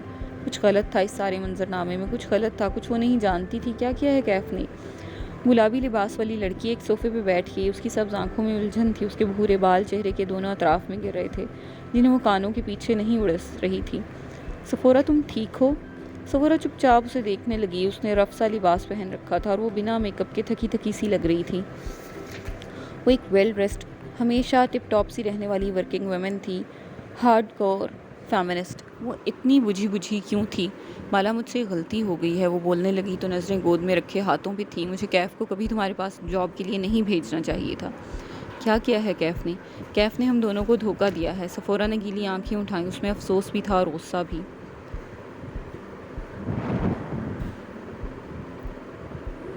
माला हथेलियाँ अपने दाएं बाएं सोफे पे रखे किनारों पे यूं बैठी थी जैसे गैर आरामदेह हो। क्या मतलब, कैसा धोखा? कैफ़ 3 माह पहले मेरे पास आया था। उसने मुझे कहा मुझे इसे तुम्हारे पास जॉब दिलवा दूँ, क्योंकि उसने किसी से सुना था तुम्हें गार्ड की ज़रूरत है। वो सन्नाटे में रह गई। उसको कैसे मालूम? मैंने भी यही पूछा, लेकिन उसने बात गोल मोल कर दी। और माला, मैं इस वक्त तक इतनी थक चुकी थी, हर दूसरे हफ्ते एक नया गार्ड तुम्हारे पास भेज भेज के मैंने उसे हाँ कह दी। मुझे ये नहीं करना चाहिए था। I am sorry. सफोरा की आंखों से आंसू टपका। वो सांस रोके सुन रही थी। कैफ को कैसे मालूम कि मुझे गार्ड चाहिए था? क्योंकि उसे किसी ने कहा था कि वो मेरे ज़रिए तुम्हारे पास जॉब हासिल करे। सफोरा ने भीगी आंखों से उसे देखा। एक माहिर फरीद नामी अमीर आदमी ने। उसके दिल पे किसी ने ज़ोर से मुक्का मारा, ऐसे कि तकलीफ सारे बदन को काटेगी। माला ने बेयकीनी से नफ़ी में सर हिलाया। ये नहीं हो सकता। माहिर फरीद मेरा ताक़ुबकार है। कैफ इसके लिए काम करता रहा है? नहीं, माहिर फरीद ने इसे मजबूर किया वो मेरे पास आए और मुझे कहे कि मैं इसकी सिफारिश तुमसे करूं। माला को समझ में नहीं आया कि वो क्या कह रही है। वो अपनी जगह से उठी और ड्राइंग रूम की खिड़की के सामने आ खड़ी हुई। वहाँ मखमल के ऊंचे पर्दे नफासत से बंधे थे। बाहर लॉन नज़र आ रहा था जिसकी घास धूप में झुलस रही थी। यानी तुम ये कह रही हो कि कैफ मेरे पास माहिर फरीद के कहने पे जॉब कर रहा था? उसे यकीन नहीं आया। सफोरा ने जवाब नहीं दिया। माला इसी तरह बेयकीनी से बोलती गई। वो इतना अरसा मेरी जासूसी करता रहा, वो मेरे बारे में माहिर फरीद को रिपोर्ट करता रहा। ये कैसे हो सकता है? उसे लग रहा था इसका दिमाग फट जाएगा। नहीं माला, उसने ऐसा कुछ नहीं किया। वो एक अजीब सा लम्हा था। कशमाला चौंक के अपनी दोस्त की तरफ मुड़ी। मगर तुमने कहा उसने माहिर फरीद के कहने पे मेरे पास जॉब की। माला, अगर वो माहिर फरीद के कहने पे तुम्हारे पास नौकरी करता और तुम्हारी जासूसी करता, वहाँ कभी ना कभी मैं इसे माफ़ कर देती, लेकिन उसने ये नहीं कहा। क्या कह रही हो सफोरा? सफोरा अपनी जगह से खड़ी हुई। इसके चेहरे पे एहसास जुर्म था। आई एम सॉरी माला। क्या किया है कैफ ने? उसने मुझे कहा कि मैं उसको तुम्हारे पास जॉब इंटरव्यू के लिए भेजूं। मैंने भेज दिया, लेकिन कशमाला का सांस जहाँ था वहीं रुक गया। लेकिन कैफ तुम्हारे पास इंटरव्यू के लिए नहीं गया। इस अजीब से लम्हे में कशमाला मुबीन की सारी दुनिया थम गई। मेरा कज़न कैफ जमाल तुम्हारे पास कभी नहीं आया माला। उसने कभी तुम्हारे पास जॉब नहीं की। तुम कैफ जमाल से कभी नहीं मिली। सफोरा ड्राइंग रूम के दरवाजे तक गई और किसी को अंदर आने का इशारा किया। कशमाला की नज़रें चौखट की तरफ उठ गईं। वहाँ एक नौजवान चला आ रहा था, खुश शक्ल लेकिन दरमियाने कद का। माथे पे बिखरे बाल, चेहरे पे बड़ी शेव, पैरों में मटियाले सफ़ेद जोगर्स। उसका सर झुका था। ये मेरा कज़न कैफ जमाल है। सफोरा बोली तो आवाज़ में गुस्सा भी था और दुख भी। कशमाला ने बेयकीनी से नफ़ी में सर हिलाया। ये कैफ नहीं है। वो चंद कदम पीछे हटी। यहाँ के वो मखमल के पर्दे के साथ जा लगी। ये कैफ नहीं है। इस अजनबी नौजवान ने पेशानी से सर उठाया। वो इस चेहरे को नहीं जानती थी। यही कैफ है, मेरा कज़न कैफ। फिर वो कौन था? वो जो 1.5 माह मेरे घर में रहा, वो जो मेरा इतना करीब रहा, वो कौन था? वो बोली तो इसका चेहरा सफ़ेद पड़ रहा था। शौक, खौफ, बेयकीनी। चंद लम्हे के लिए हम उस होटल स्वीट में हुई मुलाकात की तरफ वापस जाते हैं। अब मैं तुम्हें एक तीसरी बात बताता हूँ कैफ जमाल। माहिर फरीद की आवाज़ में सख्ती दर आई। वो कैफ के सामने खड़ा था। तुम्हारे ख्याल में इतने पर्सनल मामले के लिए मैं तुम जैसे लूज़र को क्यों हायर करूँगा? इस तर्ज़ तखातुब पे कैफ जमाल की कानों की लुएं सुर्ख हुईं। शायद इसलिए कि मेरे पास कुछ ऐसा है जो आपको चाहिए। दुरुस्त। माहिर फरीद ने इस बात में सर हिलाया। जानते हो वो क्या? कैफ ने सोचने की कोशिश की। वो एक नाकाम और मकरूज़ एंटरप्रेन्योर था, एक आम सा फोटोग्राफर जिसे हर कोई लूज़र कहता था। उसके पास ऐसा क्या था जो माहिर फरीद को चाहिए था? सोच लिया, नहीं समझ में आया। अब मैं बताता हूँ। माहिर फरीद बोला तो उसकी आंखों में इस्तेहज़ा था। तुम्हारे पास? वो रुका, तवक्कुफ़ किया। कुछ भी नहीं है। सफोरा की कज़न कैफ जमाल का सांस जहाँ था वहीं रह गया। सिवाय तुम्हारे नाम के, मुझे सिर्फ तुम्हारा नाम चाहिए। माहिर फरीद बहुत देर बाद मुस्कुराया। Lucky name. स्ट्रॉ से काफ़ी पीते पीरबल ने लुकमा दिया। मेरा नाम? कैफ मुतहिर रह गया। मगर आपने कहा था कि मुझे उस लड़की के पास जॉब करनी होगी। मैंने ये कभी नहीं कहा। क्या मैंने ऐसा कहा मालिक? माहिर ने मालिक को देख के पूछा। उसने नफ़ी में सिर हिलाया। मैंने सिर्फ इतना कहा कि तुम अपने कज़न से बात करोगे, उसे जॉब के लिए राज़ी करोगे। जब वो तुम्हें इस लड़की के पास जाने को कहेगी तो तुम मुझे बताओगे और मैं तुम्हारी जगह किसी और को वहाँ भेजूँगा। بالآخر کیف جمال کی سمجھ میں سارا معاملہ آنے لگا. ان کو صرف اس کی شناخت چاہیے تھی. مجھے کیوں نہیں؟ کیونکہ تم ایک لوزر ہو اور رہو گے. میں اتنا اہم کام ایک لوزر سے نہیں کروا سکتا. میں کسی ایسے شخص کو وہاں بھیجوں گا جو مضبوط اعصاب کا ہوگا، اسٹریٹ اسمارٹ، جس کو انسانوں کے چہرے پڑھنے آتے ہوں گے. وہ ایسی باتیں سن سکتا ہو جو کسی اور کو سنائی نہ دیتی ہوں. وہ جس پہ میں اعتماد کرتا ہوں، کیونکہ ان کا اپنا بہت کچھ داؤ پہ لگا ہوگا اور تم کیف جمال یہ نہیں کر سکتے. اس لیے تم گھر جاؤ. اس نے اپنی بھاری ہاتھ سے کیف کا کندھا تھپکا. اور 2 ماہ تک میری دی گئی مراعات سے فائدہ اٹھاؤ. پھر وہ قدرے تفکف سے بولا، تم نے پوچھا تھا کہ تم 2 ماہ کے بعد اس لڑکی کی جاب کر سکتے ہو یا نہیں، تو یہ میرا جواب ہے. تم اس کی جاب نہ پہلے کرو گے نہ بعد میں. میں وہاں کسی اور کو بھیجوں گا. تھوڑی دیر بعد کیف جمال روپوں کا پیکٹ لیے وہاں سے نکلا تو اس کے کندھے ہلکے تھے. اسے اگلے 2 ماہ کچھ نہیں کرنا تھا، صرف ماہر فرید کی دی گئی دولت انجوائے کرنی تھی. زبردست. انسان کا نام اس کی پہچان ہوتا ہے، اس کی شخصیت نہیں. جو انسان ہمیں اپنا جو نام بتاتا ہے ہم اس کو اسی نام سے پکارتے ہیں. خود کو کیف جمال کہلوانے والا نوجوان اس وقت ایئرپورٹ پر کھڑا تھا. اس نے کشمالہ کے جانے کا انتظار کیا اور ایک دفعہ پھر سے ڈومیسٹک فلائٹس کے بورڈ کو دیکھا. میں کسی ایسے شخص کو وہاں بھیجوں گا جو مضبوط اعصاب کا مالک ہوگا. پھر اس نے اس نوجوان سے سر پر کی پیک پہنی اور جیبوں میں ہاتھ ڈالے مخالف سمت میں چلنے لگا. وہ ڈومیسٹک فلائٹس والے حصے کی طرف نہیں جا رہا تھا جو اسمارٹ ہوگا، اسٹریٹ اسمارٹ، جس کو انسانوں کے چہرے پڑھنے آتے ہوں گے. پی کیپ والا نوجوان چلتے ہوئے بار بار وقت دیکھتا تھا. اسے دیر ہو رہی تھی. سامنے انٹرنیشنل فلائٹس کا بورڈ چمک رہا تھا. جو وہ باتیں سن سکتا ہو جو کسی اور کو سنائی نہیں دیتی. وہ سیکیورٹی سے گزرنے کے بعد اب ایئر لائن کاؤنٹر کی طرف آ رہا تھا. مطلوبہ کاؤنٹر کے سامنے چند قطاریں بنی تھیں. اس نے رک کے دیکھا، اکانومی کلاس، بزنس کلاس. وہ سیدھا بزنس کلاس کی طرف بڑھ گیا. وہ جس پہ میں اعتماد کرتا ہوں گا. بورڈنگ پاس لے کر وہ پاسپورٹ کنٹرول تک آیا اور اوورسیز پاکستانیوں، بیرون ملک مقیم پاکستانیوں کے کاؤنٹر پہ جا کے رکا. اپنی باری آنے پہ اس نے FIA کے آفیسر کی طرف اپنا نیلا پاسپورٹ بڑھایا کیونکہ اس کا سب کچھ داؤ پر لگا ہوگا. آفیسر نے شیشے کی کھڑکی کے پار سے پی کیپ والے نوجوان کا چہرہ دیکھا اور پھر پاسپورٹ پکڑا. برطانوی شہری. اب آفیسر روٹین کے بیکار سوالات پوچھ رہا تھا. کیمرے میں دیکھیں. نوجوان نے اتاری اور ایک سنجیدہ نظر کیمرے پہ ڈالی. ریکارڈ کے لیے اپنا نام بتائیں. وہ اسی سنجیدگی سے پلک جھپکے بنا بولا، ماہر علی فرید. آفیسر نے بورڈنگ کے پاس دیکھنے کے باوجود پوچھا، کہاں جا رہے ہیں؟ استنبول. کیوں؟ گھر ہے وہاں میرا. اب جاؤں؟ لہجے کا اکھڑ پن واضح تھا. آفیسر نے ایک ناپسندیدہ نظر اس پہ ڈالی اور پاسپورٹ سٹیمپ کر کے اس کی طرف بڑھا دیا. کچھ دیر بعد وہ جہاز کے اندر بیٹھا کھڑکی سے باہر دیکھ رہا تھا. جب جہاز ٹیک آف کر گیا اور نیچے پھیلا لاہور چھوٹا دکھائی دینے لگا تو ترکش ایئر ہوسٹس نے آ کے ایک دفعہ پھر پوچھا، کیا میں آپ کو ویلکم ڈرنک آفر کر سکتی ہوں؟ پہلے ترکش قہوہ، پھر ٹھیک آدھے گھنٹے بعد اسپریسو ڈبل شاٹ. اس نے سنجیدگی سے حکم دیا اور پیر لمبے کر کے فٹ ریسٹ پر رکھ دیے. پھر فوڈ ٹرے پر لیپ ٹاپ سیٹ کیا اور اسکرین روشن کی. سامنے یوزر اکاؤنٹ کا نام نظر آ رہا تھا، کیف کو کلک کر کے کھولتے ہوئے اس نے دوسرے ہاتھ سے موبائل پہ واٹس ایپ میسج ٹائپ کیا، زارا میں فلائٹ میں ہوں، صبح آفس میں ملاقات ہوتی ہے. چند ہزار کلومیٹر دور استنبول کے ڈسٹرکٹ ہشکاش کے ایک علاقے لیونت میں ایک عمارت کے کارنر آفس میں زارینہ فرید اپنی پاور چیئر پر بیٹھی تھی. لیپ ٹاپ سامنے کھلا تھا اور وہ ماہر کا میسج پڑھ کے مسکرا رہی تھی. پھر اس نے انٹرکام اٹھایا اور اپنی ایئر رنگ پہ انگلی پھیرتے ہوئے ریسیور میں بولی، شبنم، ماہر بے واپس آ رہے ہیں، سٹاف کو اطلاع کر دو. اس کا چہرہ دمک رہا تھا. گلابی لباس والی لڑکی سفید چہرہ لیے صوفے کے کنارے بیٹھی تھی. وہ پلک تک نہیں جھپک پا رہی تھی. کیف جمال سامنے کرسی پہ سر جھکائے بیٹھا تھا. وہ ایک عام سا نوجوان تھا، ایک لوزر. جو آدمی کیف بن کے آپ کے پاس آیا وہ خود ماہر فرید تھا. اس فکرے کی بازگشت ابھی تک سنائی دے رہی تھی. جب کل تم نے فون پہ بتایا کہ تم کیف سے ملی ہو تو میں کھٹک گئی، کیونکہ کل ایک فیملی فنکشن پہ کیف ہمارے ساتھ تھا. وہ فوٹوگرافی کر رہا تھا. میں اسی وقت کیف کے پاس گئی اور پھر اس نے مجھے سب کچھ بتا دیا. صفورہ نے چہرہ اس کی طرف موڑا. اس کی آنکھوں سے بے بسی بھرے غصے کے انگارے نکل رہے تھے. بتاؤ سب مالا کو. وہ گمسم سی اسی اصل کیف جمال کو دیکھ رہی تھی. وہ بالکل بھی اس کیف جیسا نہ تھا. میں ایک صبح اٹھا تو ایک آدمی میرے گھر کے باہر کھڑا تھا. کیف جمال نے اپنی کہانی کا آغاز کیا. اس کے پاس یہ کہانی گھڑنے کے لیے وقت نہیں تھا.